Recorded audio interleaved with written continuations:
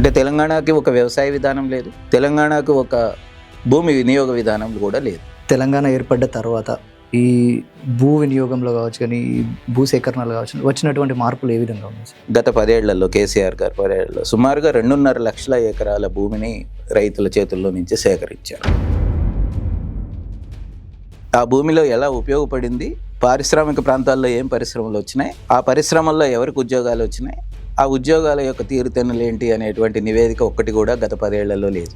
భూమిని తీసుకోవడం అయితే జరిగింది, కానీ భూమిని వినియోగించిన తీరు మీద ఒక్క నివేదిక కూడా ఇప్పటిదాకా ప్రభుత్వం బయట పెట్టలేదు. పాత ప్రభుత్వం కానీ ఇప్పుడు ఈ కొత్త ప్రభుత్వం కానీ. యాక్చువల్గా ఒక ప్రభుత్వం మారిన తర్వాత, ఒక ప్రభుత్వంలో ఉన్నప్పుడు సేకరించినటువంటి భూమి అక్కడ ఎటువంటి అభివృద్ధి జరగలేదు, కానీ తర్వాత ప్రభుత్వాలు మారినాయి. అప్పుడు అసలు ఆ భూమి ఏమవుతుంది, అసలు అది ప్రజలకు చెందుతుందా లేదంటే ప్రభుత్వాల చేతుల్లో ఉంటుంది, ఎలా ఉంటుంది? ప్రభుత్వాలు అభివృద్ధి అనుకున్నాయి అంటే ఇట్లా వాళ్ళు అనుకుంటే అయిపోయాయి. క్యాబినెట్లో రైతుల దగ్గరికి వెళ్ళి తక్కువ నష్టపరిహారం ఇచ్చేసి భూమిని తీసేసుకోవడం అనేటువంటి పద్ధతే కొనసాగుతూ వచ్చింది. నరేంద్ర మోడీ గారు ప్రధానమంత్రి అయ్యారు. ఆయన ఒక ప్రయత్నం చేసింది ఏంటంటే, ఈ చట్టం ఇట్లాగే కనుక ఉంటే మనం పారిశ్రామికీకరణ చేయలేము, భూమిని ఎప్పటికీ సేకరించలేము రైతుల చేతుల్లో నుంచి.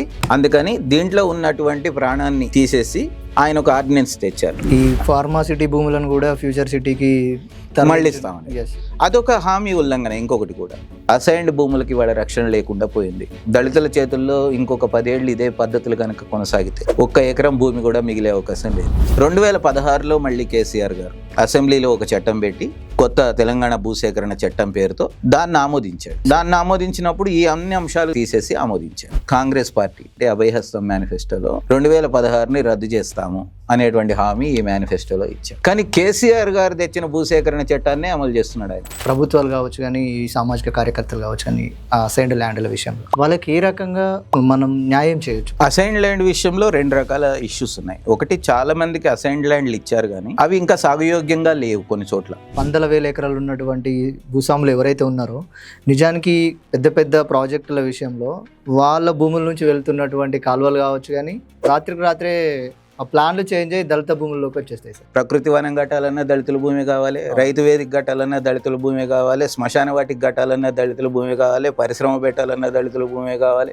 స్కూల్ పెట్టాలన్నా దళితుల భూమి కావాలి. అంటే మిగతా పెద్దవాళ్ళందరూ ఏ అభివృద్ధిలోనూ త్యాగాలు చేయరనమాట. ఒక రకంగా రాష్ట్రంలో దళితులు మాత్రమే, ఆదివాసీలు మాత్రమే వాళ్ళ భూములన్నింటినీ వదిలేసి, వాళ్ళ అడవులు వదిలేసి వాళ్ళు అభివృద్ధి కోసం త్యాగం చేయాలి. ఈ రాష్ట్రంలో వ్యవసాయ కుటుంబాల కనీస ఆదాయం కేవలం 9,300 రూపాయల నెలకి. వీటి వల్ల భవిష్యత్ తరాలు ఎదుర్కొనేటువంటి సమస్యలు ఏ విధంగా ఉండవు? నువ్వు విషపూరితమైన ఆహారం తినాలి, విషపూరితమైన నీళ్లు తాగాలి, విషపూరితమైన గాలి పీల్చాలి.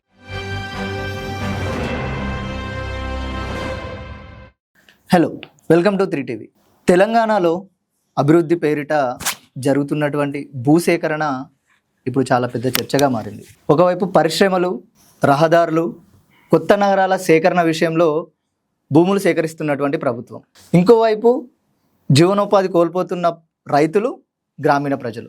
అయితే 2013 భూసేకరణ చట్టం, దాని అమలు, డిమాండ్లు, ప్రభుత్వ విధానాలపై విమర్శలు, భూమి జీవనోపాధి మధ్య జరుగుతున్నటువంటి సంఘర్షణ.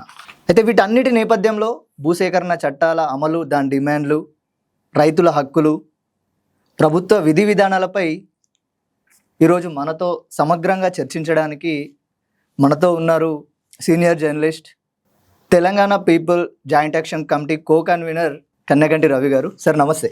నమస్తే. ఎస్ సార్, అయితే తెలంగాణలో ప్రజా పరిపాలన పేరిట పవర్లోకి వచ్చినటువంటి కాంగ్రెస్ అభివృద్ధి పేరు చెప్పి అక్కడక్కడ భూములు లాక్కుంటున్నటువంటి పరిస్థితులు కనిపిస్తున్నాయి. కొంత వ్యతిరేకత, ప్రజా వ్యతిరేకత కూడా వచ్చింది. అయితే ప్రభుత్వాలు ఏవైనా కానీ తెలంగాణలో భూ వినియోగం, భూసేకరణ విషయంలో ఉన్నటువంటి సమస్యలను ఏంటి అసలు, అంటే ఈ భూసేకరణ ఎలా జరగాలి నిజానికి? 3TV ప్రేక్షకులకు నమస్కారం. ఎస్, ఒక కీలకమైనటువంటి అంశం మీద మీరు చర్చని తీసుకున్నందుకు కూడా మిమ్మల్ని అభినందిస్తున్నాను నేను. Thank you sir. ఎందుకంటే ప్రజల పక్షాన గొంతు వినిపించే బాధ్యత మీడియాకు ఉంటుంది. ఎగ్జాక్ట్లీ. చాలామంది ఇప్పుడు అభివృద్ధి మోజులో ఉన్నారు. అంటే ఏమవుతుందంటే, ఎట్లాగూ వ్యవసాయం గిట్టుబాటు కావట్లేదు. అవును సార్. రైతులకు ఆదాయాలు తక్కువగా ఉన్నాయి. గ్రామాలలో చాలామంది ప్రజలు ఉండిపోయారు. కాబట్టి వాళ్ళ కుటుంబాలు ఆర్థికంగా బాగుపడాలన్నా వ్యవసాయం నుంచి వాళ్ళు బయటకు రావాల్సినటువంటి అవసరం ఉంది. కాబట్టి వ్యవసాయం నుంచి వాళ్ళు బయటకు వచ్చేసి ఇండస్ట్రియల్ సెక్టార్లోనో సర్వీస్ సెక్టార్లోనో ఉద్యోగాలు ఎత్తుక్కోవాలి. కాబట్టి వాళ్ళు పట్టణాలకు వచ్చేయాలి. ఈ టైప్ ఆఫ్ ఒక వాదన ఎస్ ప్రభుత్వాలను సమర్థించే వాళ్ళు చాలా కాలంగా చేస్తూ ఉన్నారు. అవును సార్. అసలు వ్యవసాయం కూడా ఒక జీవన విధానం, అక్కడ కూడా ఉపాధి దొరుకుతుంది, వ్యవసాయాన్ని కూడా గిట్టుబాటు చేయొచ్చు, వ్యవసాయంలో కూడా ఆదాయాలు పెరిగేటట్టు చేయొచ్చు, వ్యవసాయ కుటుంబాలు కూడా సంతోషంగా ఉండేటట్టు చేయొచ్చు. మీరు ఎక్కువ ఇండస్ట్రీస్ మీద, సర్వీస్ సెక్టార్ మీద ఆధారపడే ప్రయత్నాలు చేస్తున్నారు. కానీ భారతదేశం లాంటి చోట్ల, తెలంగాణ లాంటి చోట్ల గ్రామీణ వ్యవసాయాన్ని బతికించడము, ఆదివాసీ ప్రాంత వ్యవసాయాన్ని బతికించడము అనేది కూడా చాలా ముఖ్యమైనది అని మాలాంటి వాళ్ళం మాట్లాడుతున్నాం. ఈ రెండు వాదనలు చాలా కాలంగా ఉన్నాయి. అవును. అయితే ఇప్పుడు ప్రభుత్వాల గత 30 ఏళ్ల ధోరణి, ఏ ప్రభుత్వం అధికారంలో ఉన్నా ఉమ్మడి ఆంధ్రప్రదేశ్ నుంచి ఇప్పటి వరకు కూడా వాళ్ళ ధోరణి ఏముందంటే, ఇక గ్రామీణ ప్రాంతంలో వ్యవసాయం గిట్టుబాటు చేయలేము, దండగా వ్యవసాయం, అవసరమైనప్పుడు వ్యవసాయ ఉత్పత్తుల్ని ఇతర రాష్ట్రాల నుంచి, ఇతర దేశాల నుంచి కూడా దిగుమతి చేసుకోవచ్చు. కాబట్టి భూముల్ని పరిశ్రమలకి, సేవా సంస్థలకి కనుక మనం ఇవ్వగలిగితే ఎక్కువ మంది ఉపాధి అవకాశాలు కల్పిస్తాయి అవి. కాబట్టి గ్రామీణ యువతకు కూడా ఉద్యోగాలు, ఉపాధి దొరుకుతుంది అనేటువంటి వాదనతో దావోస్ లాంటి ప్రాంతాలకు వెళ్ళి, వరల్డ్ ఎకనామిక్ ఫోరం లాంటి వేదికల మీద కూడా ముఖ్యమంత్రులు మాట్లాడి, చంద్రబాబు నాయుడు కాలం నుంచి ఇప్పుడు రేవంత్ రెడ్డి గారి కాలం దాకా, అంతకుముందు కేటీఆర్ గారు, అందరూ ఎవరైనా సావచ్చు మధ్య, వాళ్ళందరూ వెళ్ళి వాళ్ళు అంతర్జాతీయంగా ఉన్న అన్ని సంస్థలని ఆహ్వానిస్తున్నది ఏంటంటే, మీరు తెలంగాణకు రండి, మా దగ్గర వేలాది ఎకరాల భూమి ఉంది, మీకు నీటి సరఫరా కూడా తగినంతగా చేస్తాము, ఒక అంతర్జాతీయ విమానాశ్రయం ఉంది, రోడ్ నెట్వర్క్ ఉంది, కాబట్టి మీరు వచ్చి ఇక్కడ పరిశ్రమలు పెట్టేసేయండి అని ఆహ్వానించడము. దాంట్లో ప్రధానమైనటువంటి వాళ్ళకి ఆకర్షణీయంగా తెలంగాణలో ఉన్న భూమిని చూపించడము అనేటువంటిది మనం వింటూ ఉన్నాం, చదువుతూ ఉన్నాం. ఇట్లాంటి సందర్భంలో చాలా వాస్తవాలు ప్రజలకు తెలియాల్సినవి ఏమిటంటే, అసలు తెలంగాణ రాష్ట్రంలో ఒక భూమి వినియోగ విధానం ఏమైనా ఉందా అనేటువంటి ప్రశ్న మాలాంటి వాళ్ళం ఎప్పుడు లేవనెత్తుతున్నాం. అవును. ఎందుకంటే భూమి 4 రకాల అవసరాలకి కావాలి. ఒకటి, భూమి వ్యవసాయానికి కావాలి, ముఖ్యంగా పంటలు పండడానికి కావాలి.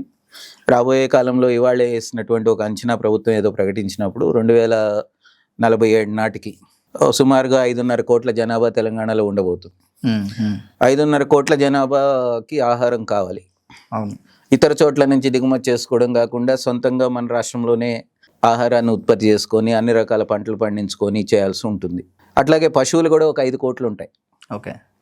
ఆవులు, గేదెలు, ఎడ్లు, దున్నపోతులు, గొర్రెలు, మేకలు, ఇట్లాంటివి అన్ని కలిసి ఇంకొక 5 కోట్లు ఉంటాయి.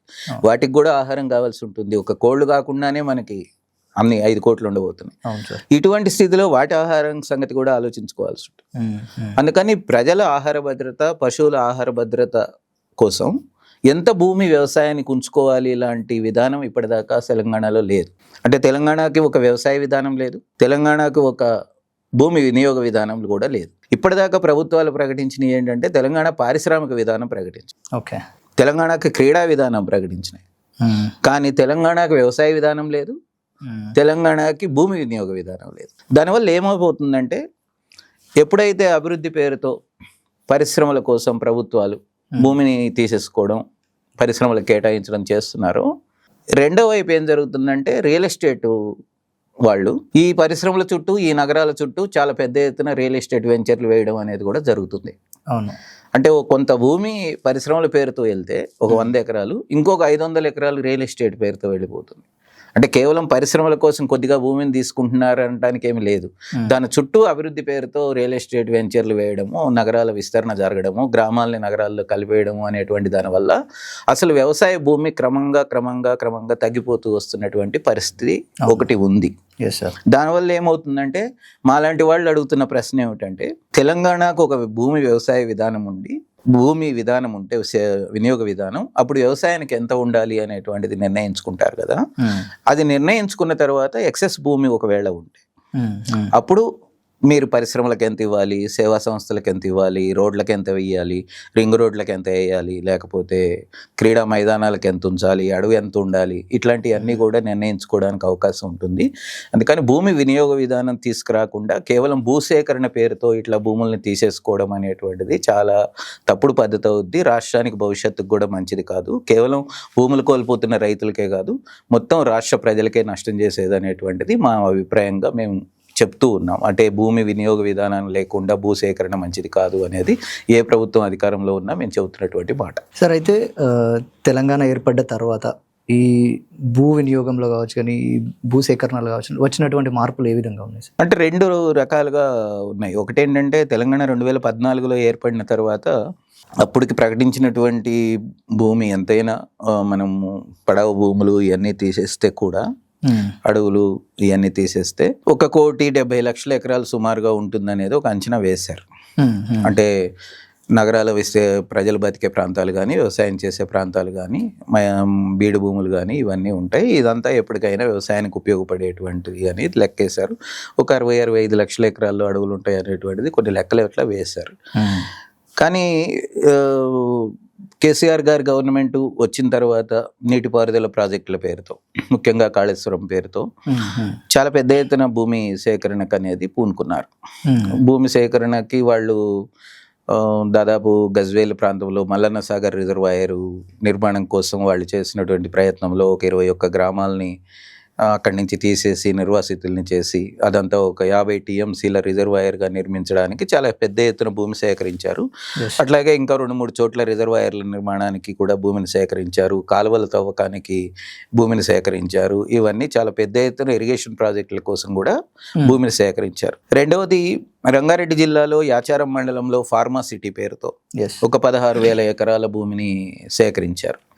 మూడవది నిమ్స్ పేరుతో 2015 నుంచి మొదలెట్టి ఇప్పటిదాకా జహీరాబాద్ ప్రాంతంలో సంగారెడ్డి, అక్కడ కూడా ఒక 13-14 ఎకరాలలో భూమిని సేకరించారు. అట్లాగే హైదరాబాద్ చుట్టూ regional ring, outer ring road కానీ, రీజనల్ రింగ్ రోడ్ కానీ, లేకపోతే అంతకు ముందు ఉన్నటువంటి నగరాల చుట్టూ కూడా రీజనల్ రింగ్ రోడ్ల పేరుతో చాలా భూమిని, లేదా సిటీల విస్తరణ పేరుతో భూమిని తీసుకోవడం అనేది కొనసాగుతూ వచ్చింది. ఒక మోడల్ ఏంటంటే గ్రామాలు వ్యవసాయం అనేటువంటిది దృష్టిలో పెట్టుకోకుండా నగరాల విస్తరణ, రోడ్ల విస్తరణ, పారిశ్రామిక ప్రాంతాలకు భూమి, ఇరిగేషన్ ప్రాజెక్టులకు భూమి అనేటువంటి పేరుతో, ఆ పేరుతో రియల్ ఎస్టేట్ వెంచర్లకు భూమి అనే పేరుతో భూమి వినియోగం మాత్రం విపరీతంగా వ్యవసాయం నుంచి బయటకు వచ్చిపోయిందని మాత్రం ఈ 10 ఏళ్లలో చాలా పెద్ద ఎత్తున ఏ ప్రభుత్వం అధికారంలో కూడా ఉన్నా కూడా జరుగుతూ వచ్చింది. అది మేము RTI చేస్తే ఇచ్చినటువంటి సమాచారం ప్రకారం అయితే గత 10 ఏళ్లలో కేసీఆర్ గారు 10 ఏళ్లలో సుమారుగా 2.5 లక్షల ఎకరాల భూమిని రైతుల చేతుల్లో నుంచి సేకరించారు. 2.5 లక్షల ఎకరాలు, దాంట్లో పట్టా భూములు ఉన్నాయి, దాంట్లో అసైన్డ్ భూములు కూడా ఉన్నాయి. కానీ మొత్తంగా 2.5 లక్షల ఎకరాల భూమి సేకరించారని ఉంది. అయితే మనం అర్థం చేసుకోవాల్సింది ఏంటంటే ఈ భూమిని ఏం చేశారు, ఎవరికి ఇచ్చారు, ఆ భూమిలో ఎలా ఉపయోగపడింది, పారిశ్రామిక ప్రాంతాల్లో ఏం పరిశ్రమలు వచ్చినాయి, ఆ పరిశ్రమల్లో ఎవరికి ఉద్యోగాలు వచ్చినాయి, ఆ ఉద్యోగాల యొక్క తీరుతెన్నులు ఏంటి అనేటువంటి నివేదిక ఒక్కటి కూడా గత 10 ఏళ్లలో లేదు. ఓకే, భూమిని తీసుకోవడం అయితే జరిగింది కానీ భూమిని వినియోగించిన తీరు మీద ఒక్క నివేదిక కూడా ఇప్పటిదాకా ప్రభుత్వం బయట పెట్టలేదు. పాత ప్రభుత్వం కానీ ఇప్పుడు ఈ కొత్త ప్రభుత్వం కానీ పారిశ్రామిక రంగానికి మేము భూమి తీసుకొని ఇవ్వడం వల్ల తెలంగాణ పిల్లలకి ఇంతమందికి ఉద్యోగాలు వచ్చినాయి లాంటి నివేదిక ఒక్కటి కూడా ప్రజల ముందు లేదు. కాబట్టి భూమిని సేకరిస్తున్నారు కానీ ఏం చేస్తున్నారు అనే స్పష్టత ప్రజలకు లేదు. సార్ ఓకే, అంటే ఈ యువతకు ఎంత ఉద్యోగాలు ఇచ్చిందనేది అదొక కోణం అయితే, యాక్చువల్గా ఒక ప్రభుత్వం మారిన తర్వాత, ఒక ప్రభుత్వంలో ఉన్నప్పుడు సేకరించినటువంటి భూమి అక్కడ ఎటువంటి అభివృద్ధి జరగలేదు. కానీ తర్వాత ప్రభుత్వాలు మారినాయి. అప్పుడు అసలు ఆ భూమి ఏమవుతుంది, అసలు అది ప్రజలకు చెందుతుందా లేదంటే ప్రభుత్వాల చేతుల్లో ఉంటుందా, ఎలా ఉంటుంది? అంటే యాక్చువల్గా ఈ భూసేకరణకు కూడా కొన్ని చట్టాలు భారతదేశంలో ఉండేవి. 1894లో బ్రిటిష్ కార్యాలయంలో ఒక చట్టం వచ్చింది, భూసేకరణ చట్టం. ప్రధానంగా రైల్వే లైన్లు వేయడానికి ఇట్లాంటి వాటికి వాళ్ళు ఆ చట్టాన్ని భూమి సేకరించడానికి వాడుకునేటువంటి వాడు. 1894 నుంచి 47లో మనకి స్వాతంత్రం వచ్చినా కూడా 2013 వరకు కొత్త చట్టాన్ని మనం తెచ్చుకోలేదు. దాని లోపల ఏమైపోయిందంటే ఏ రాష్ట్రంలోనైనా, తెలంగాణతో సహా ఏ రాష్ట్రంలోనైనా ప్రభుత్వాలు అభివృద్ధి అనుకున్నాయంటే, ఇక్కడ నేను ఒక పారిశ్రామిక ప్రాంతం పెట్టాలనుకుంటున్నాను, ఒక సెజ్ పెట్టాలనుకుంటున్నాను, ఒక రోడ్డు వేయాలనుకుంటున్నాను, ఒక కంపెనీకి ఇవ్వాలనుకుంటున్నాను, ఇట్లా వాళ్ళు అనుకుంటే అయిపోయాయి క్యాబినెట్లో. రైతుల దగ్గరికి వెళ్ళి తక్కువ నష్టపరిహారం ఇచ్చేసి భూమిని తీసేసుకోవడం అనేటువంటి పద్ధతే కొనసాగుతూ వచ్చింది. దీనికి వ్యతిరేకంగా ఆదివాసీ ప్రాంతాల్లో ఆదివాసీలు కానీ గ్రామీణ ప్రాంతంలో రైతులు కానీ చాలా పెద్ద ఎత్తున పోరాటాలు చేశారు. భూసేకరణకు వ్యతిరేకంగా చాలా పెద్ద ఎత్తున పోరాటాలు వచ్చినాయి. ప్రజా ఉద్యమాల జాతీయ వేదిక, NAPM లాంటి సంస్థలు, మేధా పట్కర్ లాంటి వాళ్ళు కూడా ఈ భూసేకరణ తప్పుడు పద్ధతుల్లో జరుగుతున్నది, లెఫ్ట్ పార్టీలు కూడా అనేక ఉద్యమాలు చేసినాయి, ఇది సరైన పద్ధతి కాదు, ఇట్లా మీరు అడ్డగోలుగా భూమిని లాక్కోవడం మంచిది కాదు అనేటువంటి పెద్ద పోరాటాలు వచ్చినాక UPA 2 కాలంలో 2013లో సోనియా గాంధీ నేతృత్వంలో అప్పుడు ఒక భూసేకరణ చట్టం అని వచ్చింది. దాదాపు ఈ చట్టం అదే అనమాట. అంటే ఈ చట్టం పేరే భూసేకరణ, పునరావాసం, పునఃస్థాపనలో న్యాయబద్ధమైన నష్టపరిహారం అనే పేరుతో 2013లో వచ్చినటువంటి చట్టం ఇది. దీంట్లో భూమిని సేకరించాలంటే అసలు ఏం చేయాలి ప్రభుత్వాలు, రైతులకు ఉండే హక్కులేంటి, గ్రామ ప్రజలకు ఉండే హక్కులేంటి, ఆ భూమి మీద ఆధారపడిన వాళ్ళకి ఉండే హక్కులేంటి అనేటువంటిది చాలా స్పష్టమైనటువంటి చట్టంగా దీన్ని రాశారు. ఓకే. దీంట్లో వాళ్ళు ప్రధానంగా రాసింది ఏంటంటే ప్రజల కోణంలో రాశారు. ఇంతకుముందు 1894 చట్టం ఏంటంటే ప్రభుత్వాల కోణంలో ఉండేది. అది అంటే మాకు ప్రభుత్వానికి భూమి అవసరం అయితే మేము తీసేసుకోవచ్చు అనేటువంటి కోణంలో ఉండేది. ఈ చట్టం 2013 చట్టం ప్రజల కోణంలో ప్రజలకు ఉండే హక్కులేంటి, తమ భూమిని కోల్పోయేటప్పుడు ప్రజలకు ఉండే హక్కులు ఏంటి అనేటువంటిది ఈ చట్టం చేశారు. ఈ చట్టం 2013లో వచ్చిన తర్వాత కేంద్ర ప్రభుత్వం 2014లో మారింది. నరేంద్ర మోడీ గారు ప్రధానమంత్రి అయ్యారు. ఆయన ఒక ప్రయత్నం చేసింది ఏంటంటే ఈ చట్టం ఇట్లాగే గనక ఉంటే పరిశ్రమలు రావు, ఎవరు కంపెనీలు రారు, కార్పొరేట్స్ రావు, మనం పారిశ్రామికీకరణ చేయలేము, భూమిని ఎప్పటికీ సేకరించలేము రైతుల చేతుల్లో నుంచి. అందుకని దీంట్లో ఉన్నటువంటి ప్రాణాన్ని తీసేసి ఆయన ఒక ఆర్డినెన్స్ తెచ్చారు. 2014లో ఆయన అధికారంలోకి రావగానే చేసినటువంటి మొదటి పని ఈ భూసేకరణ చట్టాన్ని పక్కన పెట్టి దీంట్లో ఉన్నటువంటి ప్రాణాన్ని తీసేసి ఒక ఆర్డినెన్స్ తెచ్చారు. ఆర్డినెన్స్ తెచ్చినప్పుడు దేశవ్యాప్తంగా ప్రజలు అన్ని రాష్ట్రాల్లో కూడా పోరాడారు. కాంగ్రెస్ పోరాడింది, లెఫ్ట్ పార్టీలు పోరాడినాయి, ప్రజా ఉద్యమాలు కూడా పోరాడినాయి. ఆఖరికి ఆ ఆర్డినెన్స్ని వెనక్కి తీసుకున్నాడు. వెనక్కి తీసుకొని ఆయన ఒక మాట ఏమన్నాడంటే, మీరు ఈ చట్టంలో సవరణలు చేసుకోవచ్చు అని రాష్ట్ర ప్రభుత్వాలకి అధికారం ఇచ్చారు. మేము కేంద్రంలో చేయలేదు ఆర్డినెన్స్, మీరు రాష్ట్రాలు ఏమైనా సవరణలు చేసుకోండి అని చెప్పి ఒక ఆప్షన్ ఇచ్చారు. దాంతో చాలా రాష్ట్రాల వాళ్ళు ఈ భూసేకరణ చట్టాన్ని పక్కన పెట్టేయడానికి, దీని ప్రకారం రైతులకు నష్టపరిహారం ఇవ్వడానికి పక్కన పెట్టేసి తమకు తోచినట్లుగా చట్టాలు చేయడానికి ప్రయత్నాలు చేశారు. దాంట్లో భాగంగా 2014లో కేసీఆర్ గారు వచ్చిన తర్వాత 2015లో ఒక జీవో తీసుకొచ్చారు. జీవో 123 అంటారు దాన్ని. జీవో 123 ప్రకారమే ఇప్పుడు మల్లన్న సాగర్ రిజర్వాయర్ పరిధిలో, జహీరాబాద్ పరిధిలో భూములు తీసుకోవడానికి ప్రయత్నం చేశారు. ఆ జీవో 123 ఏంటంటే ఈ చట్టంలో ఏవైతే కీలకమైనటువంటి 3-4 హక్కులు ప్రజలకు కల్పించారు.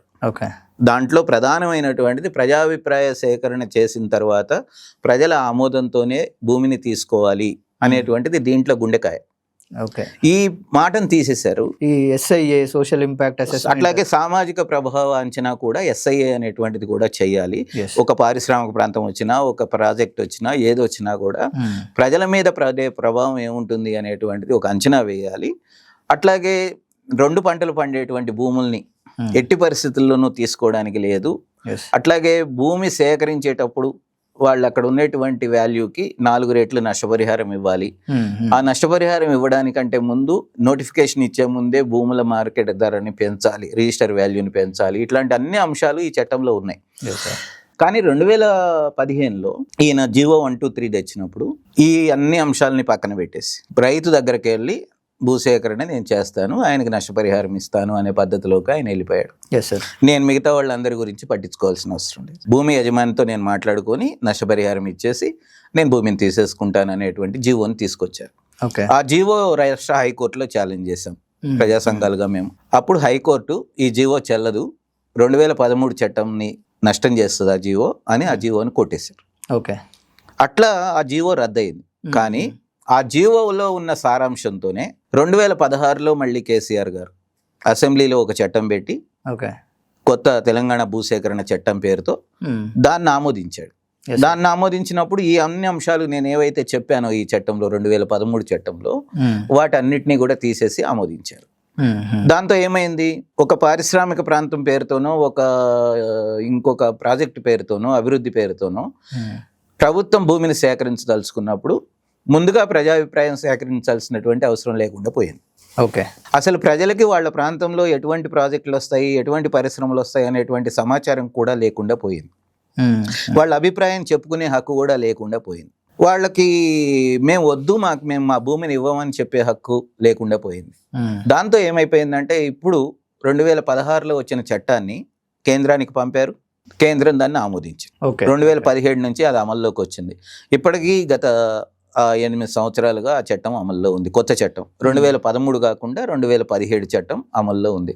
ఈ 2013 చట్టం నిజంగా అమలై ఉంటే అప్పుడు ప్రజలకి అభివృద్ధిలో తాము ఎట్లా భాగస్వాములు అవుతాము, తమకు ఎటువంటి పరిహారం వస్తుంది, ఎటువంటి హక్కులు తమకు దక్కుతాయి, భూములు ఎప్పుడు కాపాడుకోవచ్చు, ఎప్పుడు పోతాయి, ఇట్లాంటి విషయాలన్నీ తెలిసి ఉండేవి, సమాచారం ఉండేది. వాళ్ళు అడగడానికి ఒక హక్కుదారులుగా ఉండేవాళ్ళు, వాళ్ళకు కొంత న్యాయం జరిగేది. కానీ ఇప్పుడు 2017 నుంచి తెలంగాణలో జరుగుతున్నది ఏంటంటే ప్రభుత్వాలు తమకు తోచినట్టుగా భూమిని తీసేసుకోవాలనుకుంటే తీసేసుకోవడం, ఎన్ని వందల ఎకరాలు, ఎన్ని వేల ఎకరాలు ఎందుకోసం తీసుకుంటున్నారు అనేటువంటిది ప్రజలకు చెప్పాల్సినటువంటి అవసరం లేకుండా పోవడం అనేటువంటిది జరిగింది. అయితే ఇది జరిగినప్పుడు జనరల్గా 2023లో కాంగ్రెస్ పార్టీ ఈ మేనిఫెస్టో రిలీజ్ చేశారు. ఈ మేనిఫెస్టోలో వాళ్ళు చాలా స్పష్టంగా ఏం రాశారంటే, అభయహస్తం మేనిఫెస్టోలో కేసీఆర్ గారు 2017లో భూసేకరణ చట్టం తెచ్చి రైతులకి, గ్రామీణ ప్రజలకి, ఆదివాసీలకి అన్యాయం చేశాడు. చాలా వేలాది ఎకరాల భూమిని వాళ్ళ చేతుల్లోంచి లాక్కున్నాడు బలవంతంగా. మేము గనక అధికారంలోకి వస్తే 2013 చట్టం ప్రకారమే భూసేకరణ చేస్తాము, 2016ని రద్దు చేస్తాము అనేటువంటి హామీ ఈ మేనిఫెస్టోలో ఇచ్చారు. ఓకే. కానీ ఇప్పుడు అధికారంలోకి వచ్చి దాదాపు 2 సంవత్సరాలు 2 నెలలు అయింది. కానీ ఇప్పటికీ ఈ 2013 భూసేకరణ అమలు చేస్తానన్న హామీని రేవంత్ రెడ్డి గారి ప్రభుత్వం అమలు చేయడం లేదు. ఆయన కూడా ఏ పద్ధతి ప్రకారం నోటిఫికేషన్ ఇస్తున్నారంటే, కేసీఆర్ని రోజు విమర్శిస్తుంటాడు, బీఆర్ఎస్ని రోజు విమర్శిస్తుంటాడు. ఆయన అసలు వాళ్ళిద్దరూ తిట్టుకుంటుంటారు, బూతులు తిట్టుకుంటుంటారు, ప్రజలకు అవసరం లేని సబ్జెక్టుల మీద కూడా కొట్లాడుకుంటుంటారు. కానీ కేసీఆర్ గారు తెచ్చిన భూసేకరణ చట్టాన్నే అమలు చేస్తున్నాడు ఆయన 2017లో. దానివల్ల ఏమైంది, అంతకుముందు కేసీఆర్ పీరియడ్లో జరిగిన అన్యాయమే ఇప్పటికీ కాంగ్రెస్ ప్రభుత్వ హయాంలో గత 2 ఏళ్లుగా మళ్ళీ కొనసాగుతూనే ఉన్నది. అంటే రంగారెడ్డి జిల్లా కావచ్చు, సంగారెడ్డి కావచ్చు, వికారాబాద్ కావచ్చు, ఏ జిల్లాలోనైనా భూసేకరణకి నోటిఫికేషన్ ఇస్తున్నారంటే 2013 ప్రకారం కాకుండా 2017లో కేసీఆర్ తెచ్చినటువంటి చట్టం ప్రకారమే నోటిఫికేషన్ ఇస్తున్నారు. ఈ ఫార్మాసిటీ భూములను కూడా ఫ్యూచర్ సిటీకి మళ్ళిస్తామని అదొక హామీ ఉల్లంఘన. ఇంకొకటి కూడా అంటే అది కూడా మనం మాట్లాడుకుంటే 2016లో వాళ్ళు భూసేకరణ చేసినప్పుడు ఇదంతా ఫార్మాసిటీగా వస్తుంది, ఫార్మా పరిశ్రమలు వస్తాయి, ఉపాధి కల్పిస్తాము అనేటువంటిది జరిగిందండి. చాలా మంది పర్యావరణవేత్తలు, మానవ హక్కుల వేదిక లాంటి సంస్థలు, చాలా అక్కడ ఫార్మాసిటీ వ్యతిరేక పోరాట కమిటీ అక్కడ కార్యకర్తలు వీళ్ళందరూ కూడా అసలు ఈ ఫార్మా వద్దు, మా పరిశ్రమలు కాలుష్యం వద్దు, మాకు మేము భూములు ఫార్మాసిటీకి ఇవ్వమని చాలా కొట్లాటలు చేశారు. 5 ఏళ్ళు కొట్లాడారు. దాదాపు 4 గ్రామాల వాళ్ళు కోర్టుకు కూడా వెళ్ళి స్టే తెచ్చుకున్నారు తమ భూములు తీసుకోకుండా. కుర్మిద్ద లాంటి గ్రామాలు. ఆ టైంలో రేవంత్ రెడ్డి గారు, మల్లు బట్టి విక్రమార్క గారు, కోదండ రెడ్డి గారు, లేకపోతే ఇతర మల్రెడ్డి రంగారెడ్డి గారు, ఇట్లాంటి వాళ్ళందరూ కాంగ్రెస్ నాయకులుగా ఆ ప్రాంతానికి వెళ్ళి, అట్లాగే ప్రొఫెసర్ కోదండరామ్ సార్ లాంటి వాళ్ళు వెళ్ళి ఆ గ్రామాల్లో ప్రజలతో కలిసి కూర్చొని ధర్నాల్లో పాల్గొని, ర్యాలీల్లో పాల్గొని వాళ్ళు ఇచ్చిన హామీ ఏంటంటే ఫార్మాసిటీని మేము వచ్చాక రద్దు చేస్తాం అనేటువంటి హామీ కూడా ఇచ్చారు. మీ భూముల్ని మీకు తిరిగి ఇస్తాం అనేటువంటి హామీని కూడా ఇచ్చారు. కానీ 2023లో అధికారంలోకి వచ్చిన తర్వాత వాళ్ళుగా ఏం చేశారంటే అందరూ మాట్లాడడం మానేశారు. రాష్ట్ర హైకోర్టులో జరుగుతున్న కేసులో ఏం అఫిడవిట్ వేశారంటే ఫార్మాసిటీ కొనసాగుతుంది అని వేశారు. ప్రజలకి గ్రామాల్లో ఏం చెప్తారంటే ఫార్మాసిటీ లేదిక అని చెప్తారు. కోర్టులో అఫిడవిట్ మాత్రం ఫార్మాసిటీ ఉంది అని వేస్తారు. మూడో మాట ఇప్పుడు ఏం చెప్తున్నారంటే ఫ్యూచర్ సిటీ ప్రతిపాదన వచ్చింది కనుక 35,000 ఎకరాలతో కొత్త ఫ్యూచర్ సిటీ నిర్మాణం చేయాలనుకుంటున్నారు కనుక ఈ 16,000 ఎకరాలు ఫార్మాసిటీ కోసం సేకరించింది దాంట్లో భాగం అవుతుంది అని చెప్పి ఫ్యూచర్ సిటీ అథారిటీ కింద ఒక జోరుని ప్రకటించి ఈ గ్రామాలన్నింటినీ దాని పరిధిలోకి తెచ్చేశారు. అంటే ఈ గ్రామాలలో భూసేకరణకు వ్యతిరేకంగా కోర్టుకు వెళ్ళినటువంటి గ్రామాలు కూడా ఉన్నాయి, భూసేకరణను వ్యతిరేకించిన గ్రామాలు ఉన్నాయి, ఇప్పటికీ రైతులు దున్నుకుంటున్న గ్రామాలు ఉన్నాయి. కానీ వీటన్నిటినీ ఫ్యూచర్ సిటీలో భాగం చేసేసి ఒక గెజిట్ విడుదల చేస్తున్నారు. అంటే ఒక రకంగా గ్రామీణ ప్రాంతంలో వాళ్ళ సంబంధం లేకుండానే, ఆ రైతులకి గ్రామాలకి సంబంధం లేకుండానే మొత్తంగా ఆ గ్రామాలన్నింటినీ ఫ్యూచర్ సిటీలో భాగం చేసేసినటువంటిది ఈ 2 ఏళ్లలో జరుగుతూ వచ్చింది. దానికి వ్యతిరేకంగా అక్కడ ప్రజలు తమ ఫార్మాసిటీ రద్దు చేసేసి అంతకుముందు హామీ ఇచ్చినట్లుగా తమ భూములు తమకు ఇవ్వాలి అనేటువంటిది కొట్లాడుతూ ఉన్నారు. ఆ కొట్లాట కొనసాగుతుంది. ఇది ఇట్లా ఉండంగానే జహీరాబాద్ ప్రాంతంలో మళ్ళీ న్యాల్కల్ మండలంలో రేజింతల్ అనేటువంటి గ్రామంలో ఇంకొక 500 ఎకరాలకి మళ్ళీ నోటిఫికేషన్ ఇచ్చారు. వికారాబాద్ జిల్లాలో ఇప్పుడు రాపోలు, కాళ్ళాపూర్ అనేటువంటి గ్రామాలలో 1000 ఎకరాలకు మళ్ళీ నోటిఫికేషన్ ఇచ్చారు. రీజనల్ రింగ్ రోడ్డు కోసం ఇప్పుడు మళ్ళీ నోటిఫికేషన్లు ఇస్తూ ఉన్నారు. అంటే ఒక రకంగా పెద్ద ఎత్తున మళ్ళీ భూమిని రైతుల చేతుల్లో నుంచి తీసుకోవడానికి ప్రయత్నం చేస్తూ నోటిఫికేషన్లు ఇస్తున్నారు. కానీ కాంగ్రెస్ పార్టీ సోనియా గాంధీ నేతృత్వంలో తెచ్చిన 2013 భూసేకరణ చట్టాన్ని కాకుండా ఎవరి మీద అయితే ప్రజలు పోరాడి కేసీఆర్ను ఓడించారో ఆ కేసీఆర్ తెచ్చినటువంటి 2017 చట్టం ప్రకారమే మళ్ళీ ఇప్పుడు కూడా భూమిని తీసుకుంటున్నారు. ఇది రైతులు కానీ ప్రజలు కానీ మాలాంటి సామాజిక కార్యకర్తలు కానీ ఆందోళన చెందుతున్నటువంటి విషయం. కాంగ్రెస్ పార్టీ ఎందుకు తాను ఇచ్చినటువంటి హామీని, సోనియా గాంధీ గారు తెచ్చినటువంటి చట్టాన్ని కూడా పక్కన పెట్టి ఎందుకు కేసీఆర్ గారు తెచ్చినటువంటి చట్టాన్ని అమలు చేయడానికి పూనుకుంటుంది అనేది రాష్ట్ర ప్రజలకు జవాబు అయితే చెప్పాల్సినటువంటి అవసరం ఉంది అనేది మేము అనుకుంటున్నాం. Exactly sir. ఇప్పుడు ప్రజాభిప్రాయ సేకరణలో ప్రశ్నించే అవకాశం లేనప్పుడు కానీ ప్రజల కోసం అని చెప్తున్నటువంటి ఈ అభివృద్ధి ఎవరి కోసం అసలు? అంటే ఇప్పుడు మీరు విచిత్రం అనిపిస్తుంది. ప్రజలకి అభివృద్ధిలో భాగస్వాములు కావాలి. నిజంగా వ్యవసాయం గిట్టుబాటు కావట్లేదు నిజమే, కానీ వ్యవసాయాన్ని ఎట్లా గిట్టుబాటు చేయాలి అనేది ఆలోచించాలి ప్రజలు. అవును, నీళ్లు లేని ప్రాంతాలు ఉన్నాయి, వాళ్ళకు కూడా నీళ్లు ఎక్కడి నుంచి తీసుకెళ్తారు అనేటువంటిది ఆలోచించాలి. లేదా ఒక ఉపాధి అవకాశాలు కల్పించాలి అని అనుకుంటే నిజమే పరిశ్రమల కోసం కొన్ని పరిశ్రమలు పెట్టాలి. కానీ పరిశ్రమలు ఎన్ని ఎకరాల్లో పెట్టాలి, ఎన్ని ఎకరాలు సరిపోతాయి పరిశ్రమలకి, ఎంతవరకు సేకరిస్తే సరిపోద్ది, ఆ సేకరించినటువంటి సందర్భంలో నష్టపరిహారం ఏ రూపంలో ఉండాలి, ఎటువంటి హామీలు ఆ ప్రజలకు ఇవ్వాలి అనేటువంటిది ప్రభుత్వం ప్రజలతో వెళ్ళి గ్రామాల్లో కూర్చొని చర్చలు చేయాల్సినటువంటి అవసరం ఉంటుంది. కర్ణాటకలో రైతు సంఘాలు కానీ కొన్ని దేశాలలో ఇతర చోట్ల కానీ ఏం చేస్తున్నారంటే అభివృద్ధి పేరుతో ఎక్కడైనా పరిశ్రమలు పెట్టాలనుకున్నప్పుడు భూమిని లాక్కోకుండా, కేవలం నష్టపరిహారం తక్కువ ఇచ్చిన లాక్కోకుండా లీజుకు తీసుకుంటున్నారు. అంటే కౌలుకు తీసుకుంటారు. అంటే మీరు మీ ఊర్లో ఒక 500 ఎకరాలు కౌలుకి ఇవ్వండి, ఈ కౌలు ఈ ఎకరానికి 25,000 సీజన్కి నేను ఇస్తాను, ఆ కౌలు మీరు ఉంచుకోండి, భూమి మీ పేరు మీదే ఉంటుంది, పరిశ్రమలు వస్తాయి, ఇక్కడ మీ పిల్లలకు ఉద్యోగాలు కల్పిస్తాము, మీరు ఎప్పుడైనా కంపెనీ మూతపడినప్పుడు కానీ, కంపెనీ ఇక్కడి నుంచి వెళ్ళిపోయినప్పుడు కానీ అది మళ్ళీ భూమి మీది మీకు ఉంటుంది. ఎప్పటిదాకా అయితే లీజ్ ఉంటుందో, పరిశ్రమ నడుస్తుందో అప్పటిదాకా మీకు కౌలు వస్తుంది.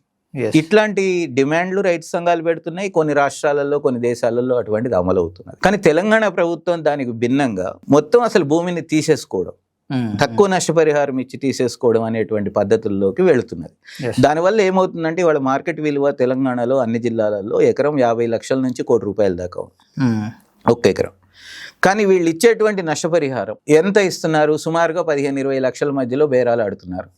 ఎంఆర్ఓలు కానీ కలెక్టర్లు కానీ వెళ్ళి 15-20 లక్షల మధ్యలో బేరాలు ఆడుతున్నారు. దానివల్ల ఏమవుతుంది? 50 లక్షలు ఉన్నటువంటి భూమిని ఎందుకు 15 లక్షలకి కోల్పోవాలి రైతులు? చాలా మంది రాజకీయ నాయకుల దగ్గర 100 ఎకరాల భూములు ఉన్నాయి. మరి అవును, వాళ్ళు ప్రభుత్వం ఇంకొక వైపు ఇంకొక మాట కూడా చెప్తుంది. తెలంగాణలో కోటీశ్వర్లు అయిపోయారు రైతులు, భూముల విలువలు పెరగడం వల్ల ₹1,00,00,000 నడుస్తున్నది అని చెప్తున్నది. పైగా 100 కోట్లకి 50 కోట్లకి ప్రభుత్వమే భూములు అమ్ముకుంటున్నది. ఒక్కొక్క ఎకరం భూమిని 150 కోట్లకు కూడా అమ్ముకుంటుంది మోకిల్లా లాంటి ప్రాంతాలు. కానీ రైతుకి ఇచ్చే దగ్గరికి మాత్రం రైతు భూమిని తీసుకునేటప్పుడు కేవలం 10 లక్షలు, 15 లక్షలు, 20 లక్షల దగ్గర ఇచ్చేసి సరిపెట్టి ఇక మీకు ఇదే నష్టపరిహారం, మీ దారిన మీరు పోండి, ఎట్లన్నా బతకండి అనేటువంటి మాట అన్యాయమైనటువంటి మాట అని మేము అంటున్నాం. నిజంగా భూముల విలువలు పెరిగినప్పుడు ఆ భూమి విలువకు అనుగుణంగా నువ్వు నష్టపరిహారం అయినా ఇవ్వాలి ఖచ్చితంగా, లేదా లీజ్కైనా తీసుకోవాలి భూమిని లాక్కోకుండా. అటువంటి పరిశ్రమలు ఏవైనా వస్తే నిజంగా 2 కండిషన్స్ పెట్టచ్చు. ఒకటి, కాలుష్యం వెదజల్లకుండా ఉండాలి ఆ పరిశ్రమ ఆ ప్రాంతంలో. రెండోది, స్థానికులకు మాత్రమే తప్పకుండా ఉద్యోగం ఇవ్వాలి. ఎగ్జాక్ట్లీ. ఈ 2 షరతులు పెట్టి ఒక పరిశ్రమని తీసుకోవచ్చు. ప్రజలు కూడా ఇస్తారు. మా పిల్లలకు ఉద్యోగం వస్తుంది గ్యారంటీగా, 15-20 వేలు వాళ్ళు సంపాదించుకుంటారు నెలకి అనుకుంటే భూమిని ఇస్తారు. లీజ్కి ఇస్తే ఇస్తారు, లేదా ఎక్కువ నష్టపరిహారం అయినా ఇస్తుండొచ్చు. కానీ అడ్డగోలుగా నువ్వు నీకు తోచినంత నష్టపరిహారం చేతిలో పెట్టేసి నువ్వు తీసుకోవడం తప్పు. రెండోది ఏంటంటే అసైన్డ్ భూములు. ఒక దశాబ్దాలుగా తెలంగాణలో సాయుధ పోరాటం జరిగింది, నక్సలైట్ ఉద్యమాలు జరిగినటువంటి రాష్ట్రంలో చాలా అనేక కారణాల వల్ల దళితుల చేతుల్లోకి కొంత భూమి వచ్చింది. ఆ భూమి ఇప్పటికీ చాలా తక్కువ. చాలా మంది దళిత కుటుంబాల చేతుల్లో 1/4 ఎకరం, అద్దెకరం, 30 ఎకరం, ఎకరం ఇట్లాంటి భూములే ఉన్నాయి. కానీ ఆ భూముల్ని ఇప్పుడు టేకెన్ ఫర్ గ్రాంటెడ్గా, అది కేసీఆర్ ప్రభుత్వం అయినా అదే చేసింది, అంతకుముందు ప్రభుత్వాలు అదే చేస్తున్నాయి, ఇప్పుడు రేవంత్ రెడ్డి ప్రభుత్వం కూడా ఏం చేస్తుందంటే ఆటోమేటిక్గా ఇది ప్రభుత్వ భూమే, మేము మీకేం పెద్ద చెప్పక్కర్లేదు, నోటీసులు కూడా ఇవ్వక్కర్లేదు, మాకే ఇస్తాం, కాకపోతే ఎంతో కొంత నష్టపరిహారం ఇస్తాం. కాబట్టి మీరేమి భూమిని కాపాడుకోలేరు. అసైన్డ్ భూమి అంటే ప్రభుత్వ భూమి అనేటువంటి లెక్కల్లో వ్యవహరిస్తున్నటువంటి తీరు కూడా ఉంది. ఏ జిల్లాలో కూడా అసైన్డ్ భూములకి వాళ్ళ రక్షణ లేకుండా పోయింది. దళితుల చేతుల్లో ఇంకొక 10 ఏళ్ళు ఇదే పద్ధతులు కనుక కొనసాగితే 1 ఎకరం భూమి కూడా మిగిలే అవకాశం లేదు. ఒక్క దళిత సంఘం కానీ, ఒక రాజకీయ పార్టీ కానీ ఇవాళ ఇది ఎజెండాగా తీసుకొని పనిచేయడం లేదు. అదొక దురదృష్టకరమైనటువంటి పరిణామం తెలంగాణలో. దళితుల చేతుల్లో భూమిని తీసేసుకోవడం అనేది ప్రభుత్వాలు హక్కు అనుకుంటున్నాయి. వాళ్ళ చేతుల్లో ఉండడం భూమి అనేది కూడా ఒక ప్రజా ప్రయోజనమే. ఆ కుటుంబాలు బాగుపడాలన్నా, ఆ పిల్లల్ని చదివించుకోవాలన్నా, వాళ్ళకి వైద్య ఖర్చులు వస్తే తట్టుకోవాలన్నా వాళ్ళ చేతుల్లో 1 ఎకరం 2 ఎకరాల భూమి ఉండాలనేది ప్రభుత్వాలు అనుకోవట్లేదు. భూ సంస్కరణలు ఎట్లాగో అమలు చేయట్లేదు, మిగులు భూముల్ని తీసుకొని పంచట్లేదు. అవును సార్. కానీ ఉన్న భూమిని కూడా తీసేసుకోవడం అనేటువంటి ధోరణి ఏదైతే ఉందో అది చాలా పెద్ద ఎత్తున జరుగుతున్నది తెలంగాణలో. రంగారెడ్డి, వికారాబాద్ జిల్లాలలో అయితే ఇది ఒక దారుణమైన, సంగారెడ్డి జిల్లాలలో దళిత మహిళల చేతుల్లో ఉన్నటువంటి భూమిని వెనక్కి తీసుకోవడం, అసైన్డ్ భూమిని అనేటువంటిది చాలా పెద్ద ఎత్తున జరుగుతున్నది. మేము మందకృష్ణ గారు లాంటి వాళ్ళు మా దగ్గర కలవడానికి వచ్చినప్పుడు కూడా మేము చెప్పాము ఆయన దృష్టికి కూడా, మీరు ఈ సమస్యని తీసుకోవాలి కదా, మాలలు మాదిగలు వర్గీకరణ ఇది ఒక అంశం, కానీ అదే సందర్భంలో మీరు తీసుకోవాల్సినటువంటి అంశం అని చెప్పాం. అట్లాగే బీఎస్పీ నాయకుడుగా ప్రవీణ్ కుమార్ గారు పార్టీ పెట్టినప్పుడు ఆయనకు కూడా చెప్పాం మేము ఇదే మాట, మీరు దళితుల పక్షాన నిలబడి భూమి సమస్యను మాట్లాడండి అనే విషయం కూడా చెప్పాం. కమ్యూనిస్ట్ పార్టీలు ఎలాగో మొదటి నుంచి భూమి సమస్య మీద పోరాడినాయి.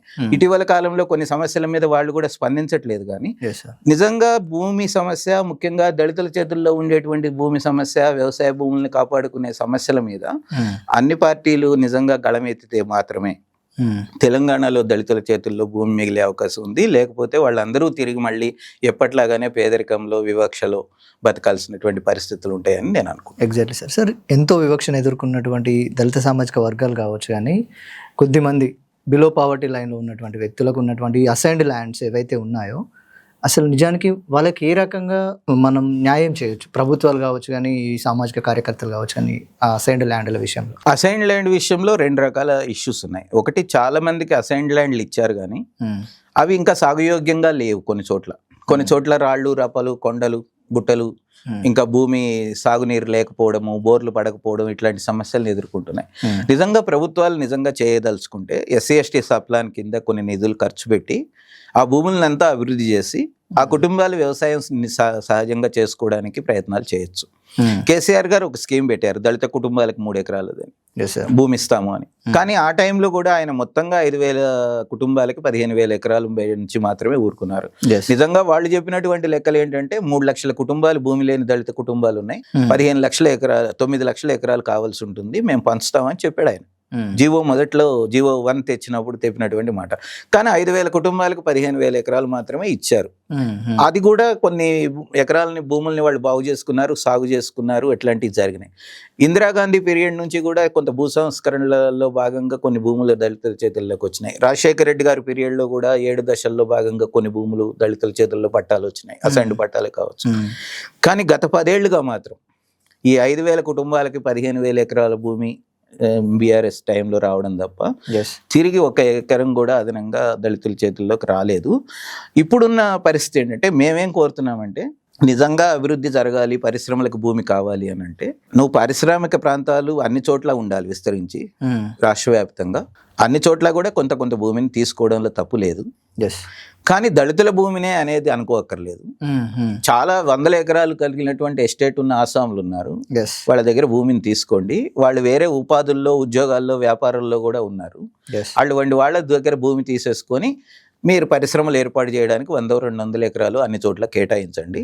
ఒకవేళ నిజంగా బీసీ కులాలయో ఎస్సీ కులాలయో తీసుకోవాల్సిన సందర్భం వచ్చినప్పుడు తక్కువ నష్టపరిహారం కాకుండా తగినంత మార్కెట్ వాల్యూ ప్రకారం నష్టపరిహారం ఇవ్వండి.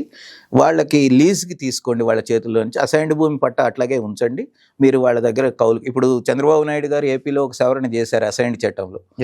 అసైన్డ్ భూముల్ని తీసుకోవడం కాకుండా లీజ్కి ఇచ్చుకోవడానికి అధికారం కల్పిస్తూ దాంట్లో చట్టం రాశారు, చట్ట సవరణ చేశారు. దాని ప్రకారం ఏంటంటే ఇప్పుడు సోలార్ ప్రాజెక్టులు పెట్టుకోవాలనుకునే వాళ్ళు లేదా ఇతరులు అసైన్డ్ భూముల్ని లీజ్కి తీసుకుంటారు. వాళ్ళకి లీజ్ అమౌంట్ వస్తుంది. ఆ భూముల్లో పంటలు పండకపోయినా కనీసం లీజ్ అమౌంట్ అయినా వస్తుంది. కానీ భూమి పట్టా హక్కు మాత్రం ఆ కుటుంబం చేతుల్లో ఉండాలి. వాళ్ళు నిజంగా ఎప్పుడైనా మళ్ళీ బతకడానికి నీళ్ళు వచ్చినప్పుడు, వ్యవసాయం చేసుకుందాం అనుకున్నప్పుడు అమ్ముకోవాల్సినటువంటి సందర్భం వస్తేనో అట్లాంటి సందర్భాల్లో పట్టా హక్కులు వాళ్ళకు ఉంటాయి. రెండోది ఏపీలో చేస్తారు 20 ఎకరాలు దాటితే 20 సంవత్సరాలు దాటిన వాళ్ళందరికీ శాశ్వత హక్కులు అసైన్డ్ భూమికి కూడా కల్పించారు. కాంగ్రెస్ పార్టీ ఈ మేనిఫెస్టోలో ఆ మాట కూడా చెప్పింది, 20 ఏళ్ళు దాటి అసైన్డ్ భూములన్నిటికీ శాశ్వత పట్టా హక్కులు ఇస్తామనేటువంటి మాట కూడా చెప్పింది. కానీ వీళ్ళు తీసుకునే ఆలోచనలో ఉన్నారు కనుక భూముల్ని ఆ మాట ఇప్పుడు మాట్లాడట్లేదు. మాలాంటి వాళ్ళం ఏం అడుగుతున్నామంటే వాళ్ళకి శాశ్వత పట్టా హక్కులు కల్పించండి, వాళ్ళకున్న కొద్దిపాటి భూముల్ని వాళ్ళ చేతుల్లోనే ఉంచండి. చాలా బడాబాబుల చేతుల్లో 100 ఎకరాలు, ఇప్పుడు మనం చూస్తే హైదరాబాద్ చుట్టూ ప్రహరీలు కట్టుకొని 100 ఎకరాలు ఉన్నాయి. నిజంగా వాళ్ళు వ్యవసాయం చేస్తున్నారో తోటలు వేసారో మనకి తెలియదు. లోపల అటువంటి భూములన్నిటికీ పరిశ్రమలకు ఇవ్వండి హైదరాబాద్ చుట్టూ.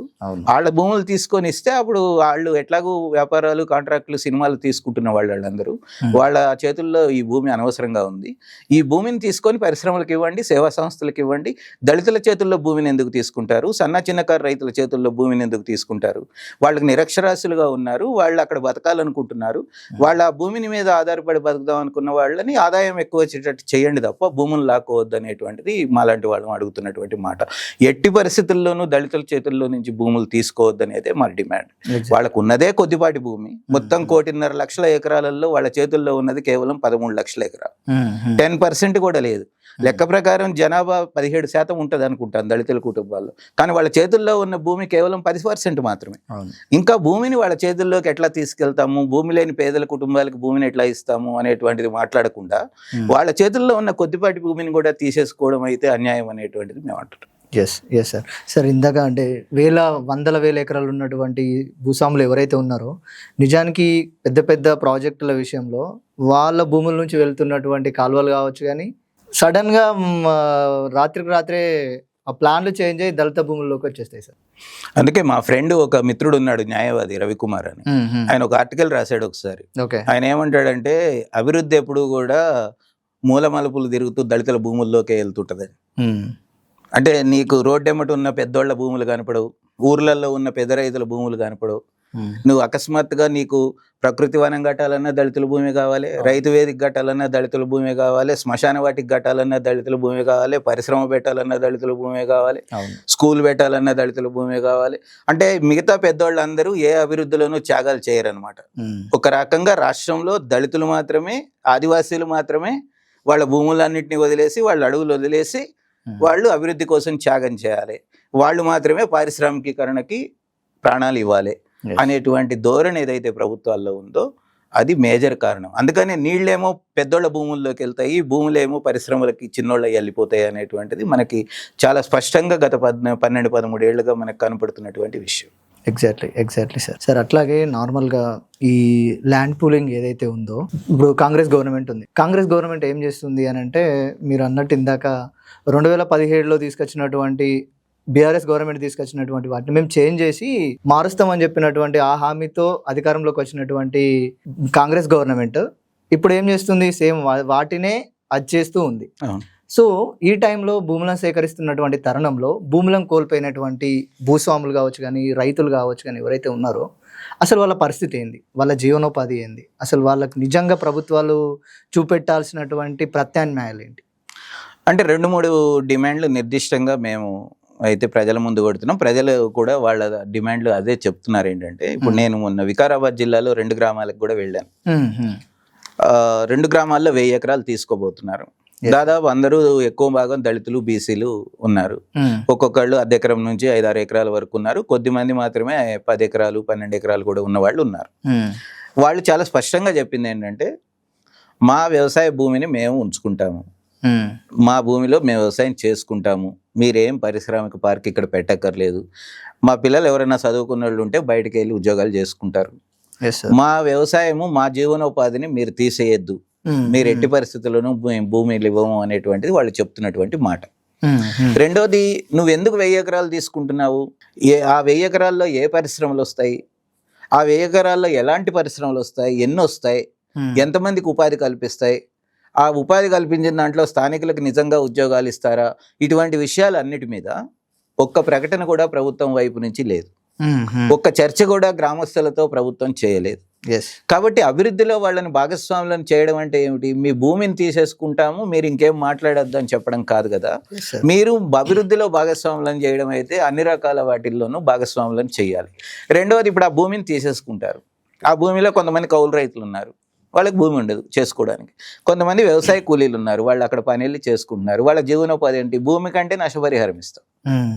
ఇట్లా వ్యవసాయ కూలీలకు ఏమిస్తావు, కౌలు రైతులకు ఏమిస్తావు, చేతి వృత్తుల వాళ్ళకి ఏమిస్తావు. అందుకనే 2013 సేకరణ చట్టం ఈ విషయాలన్నింటినీ ప్రస్తావించింది. జైరాబాద్ ప్రాంతంలో ఈ కోర్టులో కేసేశారు, లేదా ఫార్మాసిటీ ఏరియాలలో దీని మీద కేసేశారు, వ్యవసాయ కూలీలు కేసేశారు. ఏమనేశారు, అయ్యా నువ్వు భూములన్నీ తీసేసుకుంటున్నావు, మా ఉపాధి పోయింది, మా బతుకుదేరు పరిస్థితి ఏంటి, మా జీవనోపాధి ఏంటి అనేటువంటిది కేసేస్తే కోర్టు అటువంటి భూములు తీసుకోకుండా స్టేలు ఇచ్చినాయి. చాలా స్పష్టంగా ఏం చెప్పింది చట్టం, వ్యవసాయ కూలీలు, చేతి వృత్తుల వాళ్ళు, కౌలు రైతులు, ఇంకెవరైనా సరే ఆ భూముల సేకరణ వల్ల ప్రభావితం అయ్యేటువంటి వర్గాలకు కూడా నష్టపరిహారం ఇవ్వాలి, పని కల్పించడానికి, ఉపాధి కల్పించడానికి మళ్ళీ ప్రయత్నాలు చేయాలి, అటువంటి వాటి మీద పెట్టుబడులు పెట్టాలి అని చాలా స్పష్టంగా చెప్తుంది. కానీ ప్రభుత్వాలు ఏం చేస్తున్నాయంటే స్థానికంగా యువకులకు ఉద్యోగాలు ఇస్తామనే ఒక హామీ తప్ప మిగతా ప్రజల గురించి అసలు పట్టింపే లేదు, మిగతా ప్రజలకు అసలు జీవనోపాధి గురించి చర్చ లేదు. రేపు నుంచి వాళ్ళు పశువులు మేపుకోవాలనుకుంటారు ఎవరైనా, వాళ్ళకి అసలు మేత భూములే లేవు. ఇవాళ చాలా చోట్ల భూముల్లో లేకుండా పోవడం వల్ల మేత భూములు లేవు, పశువులు లేని అనుకున్నప్పుడు వాళ్ళ ఆదాయాలు ఎట్లా వస్తాయి. ఈ పరిశ్రమల్లో నిరక్షరాస్యులకి ఎట్లా ఉద్యోగాలు ఇస్తారు, ఇవ్వరు కదా. నువ్వు నిజంగా హమాలీలు గానో, తోటమాలీలు గానో, లేకపోతే వాచ్మెన్లు గానో ఉద్యోగాలు దొరకచ్చు. వాడు ఏమన్నా పర్మనెంట్ గ్యారంటీ ఉందా? మేము చూసింది ఏంటంటే తెలంగాణ వ్యాప్తంగా ఏ జిల్లాలోనైనా పారిశ్రామిక ప్రాంతాలు అనుకున్నాయి వచ్చిన చోట స్థానికులకు ఒక్కళ్ళకి కూడా ఉద్యోగం ఇవ్వట్లేదు. ఆ గ్రామాల పేరు చెప్పి వెళ్తే వాళ్ళు అసలు గేట్ కార్డ్ నుంచి లోపలికే రానియట్లేదు. వాళ్ళందరూ కూడా నార్త్ నుంచి బీహారు, ఒరిస్సా, ఉత్తరప్రదేశ్, పశ్చిమ బెంగాల్ ఈ రాష్ట్రాల నుంచి కార్మికులను తెచ్చుకొని పని చేయించుకుంటున్నారు. వాళ్ళకి లోపలనే క్వార్టర్స్ కట్టి వాళ్ళతో 12 గంటలు పని చేయించుకుంటున్నారు. రాష్ట్ర కనీస వేతనం 400 ఉంటే వాళ్ళతో 200 ఇచ్చి చేయించుకుంటున్నారు. వాళ్ళకి సెలవులు లేవు, వాళ్ళకి పిఎఫ్ లేదు, వాళ్ళకి ఈఎస్ఐ లేదు, వాళ్ళకి ఇతర ఏ రకమైన హక్కులు లేవు, వాళ్ళకి యూనియన్లు కూడా లేవు. అంటే ఒక రకమైన 18వ శతాబ్దంలో లాగా, మేడే కంటే ముందు కాలంలాగా మొత్తం కార్మికుల్ని కట్టుబానిసలుగా చేసుకొని ఇతర రాష్ట్రాల నుంచి వచ్చిన వాళ్ళని చౌక కూలీలుగా పెట్టుకొని ఈ వచ్చిన పారిశ్రామిక ప్రాంతాల్లో పనిచేయించుకుంటున్నారు. లోకల్స్కి ఉద్యోగం ఇవ్వట్లేదు, లోకల్స్కి ఆదాయాలు చూపించట్లేదు, వచ్చిన కార్మికులుగా పెట్టుకున్న వాళ్ళకి కూడా కనీస వేతనాలు కానీ ఇతర హక్కులు కూడా కల్పించట్లేదు. మీరు ఏ ప్రాంతానికి మేము ఛాలెంజ్ చేస్తున్నాం, ఏ ప్రాంతానికైనా రండి, మీరు ఆ పరిశ్రమలోకి వెళ్ళి అక్కడ పనిచేస్తున్న వాళ్ళు ఎవరో చూడండి, ఒక్కళ్ళు కూడా లోకల్ వాళ్ళు ఉండట్లేదు. ఒకవేళ ఉన్నా కూడా భయపడుతూ బతుకుతున్నారు, 12 గంటలు పనిచేస్తున్నారు, చాలా తక్కువ వేతనాలతో పనిచేస్తున్నటువంటి పరిస్థితి ఉంది. కార్మిక శాఖ పట్టించుకోదు, కార్మిక శాఖ లోపలికి వెళ్ళి చూడదు, పరిశ్రమల శాఖ పట్టించుకోదు, కాలుష్యం వెదజల్లుతుంటే పొల్యూషన్ కంట్రోల్ బోర్డు పట్టించుకోదు, ఆ లోకల్ ఎమ్మెల్యేలకి, సర్పంచులకి అందరికీ డబ్బులు పడేసి కంపెనీల వాళ్ళు నోరు మూయించేస్తున్న పరిస్థితి ఒకటి ఉంది. అంటే అసలు హక్కులే లేనటువంటి ప్రాంతాలుగా ఈ పారిశ్రామిక ప్రాంతాలు మారుతున్నటువంటి పరిస్థితి కూడా ఉంది. ఎగ్జాక్ట్లీ వాళ్ళు ఒకవేళ చనిపోయినా కూడా ప్రశ్నించే వాళ్ళు ఎవరు ఉండరు. ఒకవేళ లోపల ఏదైనా ప్రమాదం జరిగి చచ్చిపోతే బోర్డ పడేస్తారు, 2-3 లక్షలు చేతుల్లో పెట్టేసి పంపించేస్తారు. మేము చాలా చోట్ల అస్సాం వర్కర్ ఒక అతను జైరాబాద్ దగ్గర చనిపోతే జస్ట్ 4 లక్షలు చేతిలో పెట్టి పంపించారు.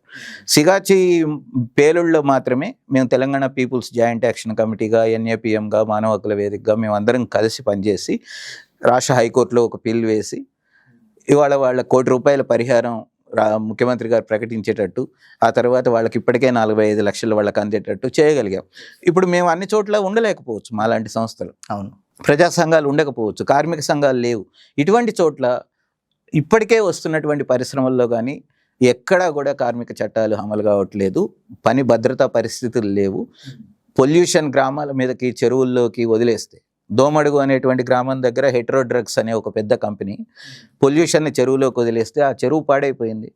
పొల్యూషన్ కంట్రోల్ బోర్డు పట్టించుకోవట్లేదు, గత 8 నెలల నుంచి పట్టించుకోవట్లేదు. దాని కింద ఉన్న వ్యవసాయం అంతా పాడైపోయింది. ఆ ఊర్లో 500 పశువులు చనిపోయినాయి, వాళ్ళు పట్టించుకోని పరిస్థితి ఉంది.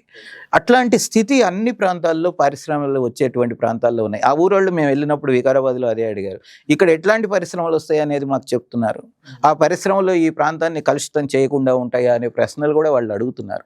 ఏ ఒక్కదానికి ప్రభుత్వాలు జవాబు ఇవ్వకుండా ఎందుకు ముందుకెళ్లాలని చూస్తున్నారు అనేది మా ప్రశ్న. ఎస్, ప్రతి దానికి ప్రజలకు జవాబు ఇవ్వండి, ప్రజలకి నచ్చజెప్పండి, ప్రజల్ని ఒప్పించండి, ప్రజల దగ్గర భూమిని లీజుకి తీసుకోండి, ప్రజలకి ఒకవేళ సందర్భం వస్తే ఎక్కువ నష్టపరిహారం ఇవ్వండి, వాళ్ళ పిల్లలకి ఆ కంపెనీల్లో ఉద్యోగాలు ఇవ్వండి.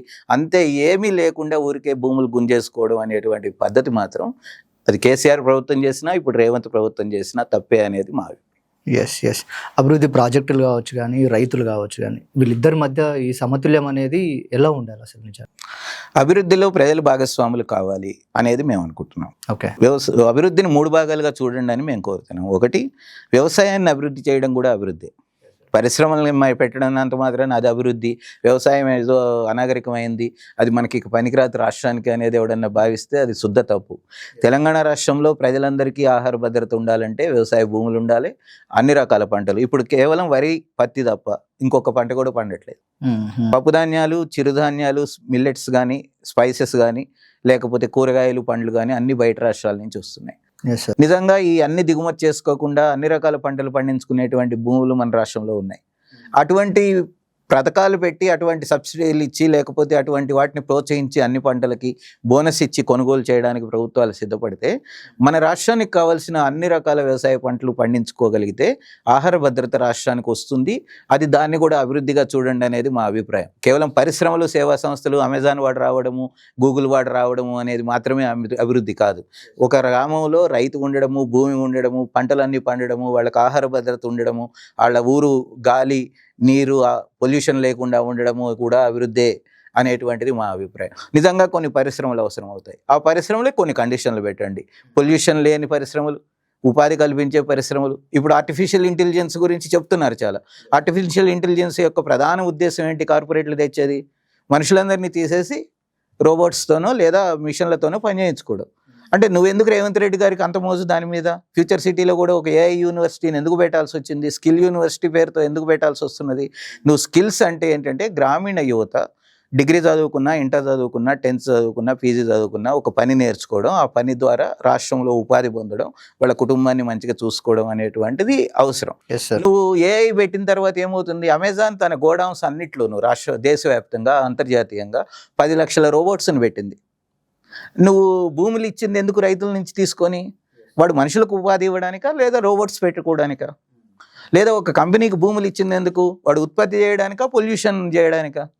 ఈ ప్రశ్నలు అన్నిటినీ కూడా రాష్ట్ర ప్రజలు అడుగుతున్నారు. అంటే నువ్వు ఒక అభివృద్ధి అనేవి, ఇప్పుడు రీజనల్ రింగ్ రోడ్డు ఉంది. రీజనల్ రింగ్ రోడ్డు ఈ రాష్ట్రానికి ఏం అవసరం? వాస్తవానికి కార్పొరేట్ కంపెనీల సరుకులు చాలా వేగంగా ట్రాన్స్పోర్ట్ కావడానికి అవసరం అయ్యే రోడ్లు అవన్నీ. నీకు బైకులు వెళ్ళవు, మనుషులు వెళ్ళరు, కార్లు ఉన్నోళ్ళు ఎప్పుడైనా వెళ్తారు, లేకపోతే అనుమతించరు. మన రాష్ట్రంలో ఉన్న కార్ల సంఖ్య ఎంత? ఆ కార్లకు కావాల్సిన రోడ్లు ఇప్పటికే లేవా? ఒక రీజనల్ రింగ్ రోడ్డు ఏం అవసరం వచ్చింది? ఇవాళ నిన్న ముఖ్యమంత్రి గారు ప్రకటన ఇంకోటి చేశాడు, అన్ని జిల్లాల్లోనూ కూడా రింగ్ రోడ్లు వేయమని. ఎందుకంటే అసలు ఆ ఊళ్ళల్లోకి ట్రాన్స్పోర్ట్ వెహికల్స్ పోకూడదు, ఈ రోడ్లు వెంబడి పడి వెళ్ళిపోవాలి, అప్పుడు వేగంగా వెళతాయి. ఇంకా అది కంపెనీలకు లాభం. నీకేం లాభం? నాకేం లాభం? ఈ గ్రామీణ ప్రజలకేం లాభం? నువ్వు భూములు లాక్కొని రీజనల్ రింగ్ రోడ్ వేస్తే కంపెనీలకు లాభం అవుతుందా? గ్రామాలకు లాభం అవుతుందా? రైతులకు లాభం అవుతుందా? వ్యవసాయ కూలీలకు లాభం అవుతుందా? ఈ రాష్ట్ర యువతకి, నిరుద్యోగ యువతకి లాభం అవుతుందా? ఈ ప్రశ్నలన్నిటికీ జవాబు ప్రభుత్వం చెప్పాలి. నేను ఒక రోడ్డు వేస్తున్నాను, ఒక ఎయిర్పోర్ట్ కడుతున్నాను, లేకపోతే అన్ని జిల్లాల్లో ఎయిర్పోర్ట్లు కడుతున్నాను అంటే ఎవరు? ఈ రాష్ట్రంలో వ్యవసాయ కుటుంబాల కనీస ఆదాయం కేవలం 9,300 రూపాయల నెలకి. రాష్ట్రంలో ప్రభుత్వ ఉద్యోగుల కనీస వేతనం 19,000 అయితే గ్రామీణ వ్యవసాయ కుటుంబాల ఆదాయం కేవలం 9,300 రూపాయలు. 9,300 రూపాయల వాళ్ళకి జిల్లాలో విమానాశ్రయం ఉంటే ఏంది, లేకపోతే ఏంది? వాళ్ళ ఆదాయాన్ని ప్రభుత్వ ఉద్యోగులతో సమానంగా 19,000 చేయడానికి నీ దగ్గర ఉన్న ప్రణాళిక ఏమిటి? అవును, నువ్వు ఇప్పుడు రింగ్ రోడ్ల చుట్టూ చోట్లు ఇప్పుడు కొత్త 2047 విజన్ని ప్రకటించారు ముఖ్యంగా. ఆ విజన్లో ఆయన చెప్పిన మాట ఏంటంటే ఇది కోర్ సిటీగా ఉంటుంది హైదరాబాద్, జిహెచ్ఎంసీ పరిధి, ఔటర్ రింగ్ రోడ్ లోపల. దీంట్లో అసలు పరిశ్రమలు ఉండవు, ఇవన్నిటిని బయటకు తోసేస్తాం అని అన్నారు. ఈ పరిశ్రమలు ఎక్కడ పెడతారు తీసుకెళ్ళి? ఒక ఫారం పటాన్ చెరువులో ఉన్నదో లేకపోతే ఇంకో దాన్నో ఒక పొల్యూటెడ్ పరిశ్రమల్ని ఎందుకు పెరి అర్బన్లో పెడతాం అంటున్నారు. పెరి అర్బన్లో ప్రజలు లేరా? అక్కడ గ్రామాలు లేవా? అక్కడ వ్యవసాయం లేదా? వాళ్ళందరినీ ఏం చేయదలుచుకున్నారు మీరు? అక్కడి నుంచి రూరల్ ఏరియాలో వ్యవసాయం ఉంటుందని అన్నారు. రేర్ అంట దాని పేరు. దాని అర్థం ఏంటి? ఆయన అక్కడ అసలు పరిశ్రమలు ఏమీ రావని, వ్యవసాయమే ఉంటుంది, వ్యవసాయం ఉంది. కానీ గత 3 నెలల్లో మేము పబ్లిక్ హియరింగ్లు 3 జరిగితే పరిశ్రమల కోసం, 3 కూడా బిక్కనూరు దగ్గర ఒక పరిశ్రమ, అది కెమికల్ పరిశ్రమ, అది చాలా పొల్యూట్ చేసే పరిశ్రమ. మల్గి అనే గ్రామంలో న్యాల్కల్ మండలంలో ఒక పరిశ్రమ, వికారాబాద్ జిల్లాలో ఇథనాల్ పరిశ్రమ మోమిన్పేటలో. ఈ 3 పరిశ్రమలకి ఈ గ్రామీణ ఆర్థిక వ్యవస్థలకు వచ్చే ప్రాంతాలు మరి అవన్నీ. నువ్వెందుకు పొల్యూటెడ్ పరిశ్రమలు మరి అక్కడికి వెళ్ళడానికి పంపించడానికి పబ్లిక్ హియరింగ్ జరుపుతున్నావు? ఇది మా ప్రశ్న. నువ్వేం చెప్తున్నావు? సిటీలో సర్వీస్ సెక్టార్ ఉంటుంది, సిటీ బయట ఇండస్ట్రియల్ సెక్టార్ ఉంటుంది, రాష్ట్ర సరిహద్దుల వరకు వ్యవసాయ రంగం ఉంటుందని. మరి వ్యవసాయ రంగ ప్రాంతంలోకి నువ్వు కెమికల్ పరిశ్రమలను ఎందుకు పంపిస్తున్నావు? సిటీ మధ్యలో ఉండేటువంటి పొల్యూటెడ్ పరిశ్రమల్ని నువ్వు పెరి అర్బన్ ఏరియాలోకి పంపించి అక్కడ ప్రజల్ని ఏం చేయదలుచుకున్నావు? అంటే నీ అభివృద్ధి మోడల్లో కంపెనీలకు భూములు ఇవ్వడము, రియల్ ఎస్టేట్ చేయడము, భూముల మీద దందా చేయడము అనేటువంటి తప్ప నిజంగా నువ్వు ప్రజలు ఉన్నారు ఈ రాష్ట్రంలో, ఆ ప్రజలకు ఆహార భద్రత అవసరము, ఆ ప్రజలకు స్వచ్ఛమైన గాలి అవసరము, స్వచ్ఛమైన నీళ్ళు అవసరము, వాళ్ళ పిల్లలకి చదువు అవసరము, వాళ్ళకి రోగం వస్తే దవాఖాన అవసరము. ఒక మానవ అభివృద్ధి సూచికలో మనం ఫస్ట్ స్థానంలో ఉండాలి తెలంగాణ అనేటువంటి ఆలోచన చేయకుండా $3 ట్రిలియన్ ఆర్థిక వ్యవస్థ పేరుతో, జీడిపి పేరుతో ఆయన ఒక అడ్డగోలు అభివృద్ధి నమూనాని ప్రజల మీదకి తోస్తున్నారనేది మా అభిప్రాయం. ఇది ఆపాలి. ఎందుకంటే బీజేపీ, బీఆర్ఎస్ ఆ పనులే చేసి రాష్ట్రానికి చాలా ఇబ్బంది పెట్టినాయి. ఇప్పుడు మళ్ళీ కాంగ్రెస్ వచ్చి కూడా ప్రజాపాలన పేరుతో వచ్చి కూడా 2013 భూసేకరణ చట్టాన్ని అమలు చేస్తామని చెప్పి కూడా, ఫార్మాసిటీని రద్దు చేస్తామని చెప్పి కూడా, వ్యవసాయ రంగాన్ని చాలా అభివృద్ధి చేస్తాము అని చెప్పి కూడా, సమగ్ర వ్యవసాయ విధానం తెస్తామని మేనిఫెస్టోలో ప్రకటించి కూడా ఇవేవీ చేయకుండా మళ్ళీ సేమ్ పాత పద్ధతుల్లోనే ముందుకెళ్ళడం అనేటువంటిది సరైనది కాదు. దాన్ని మార్చుకోవాలనేది మా అభిప్రాయం. Yes sir. ఈ నార్మల్గా సార్ సమగ్ర భూ విధానం ఎలా ఉంటుంది సార్? సమగ్ర భూ విధానం అంటే జనరల్గా ఇప్పటిదాకా ప్రపంచంలో కొన్ని దేశాలు ఏం చేసినాయి అంటే, ఉదాహరణకు చైనా, మనం చైనా మోడల్ చాలా అభివృద్ధి చెందిందని చెప్పుకుంటాం. చైనాలో వాళ్ళు ఏం చేశారంటే చాలా నిర్దిష్టంగా వ్యవసాయానికి ఇంత భూమి ఉండాలి అని నిర్ణయం చేశారు. ఆ భూమిని టచ్ చేయడానికి లేదు. అన్ని ప్రాంతాల్లోనూ ఇంతంత భూమి వ్యవసాయానికి ఉండాలని నిర్ణయించారు.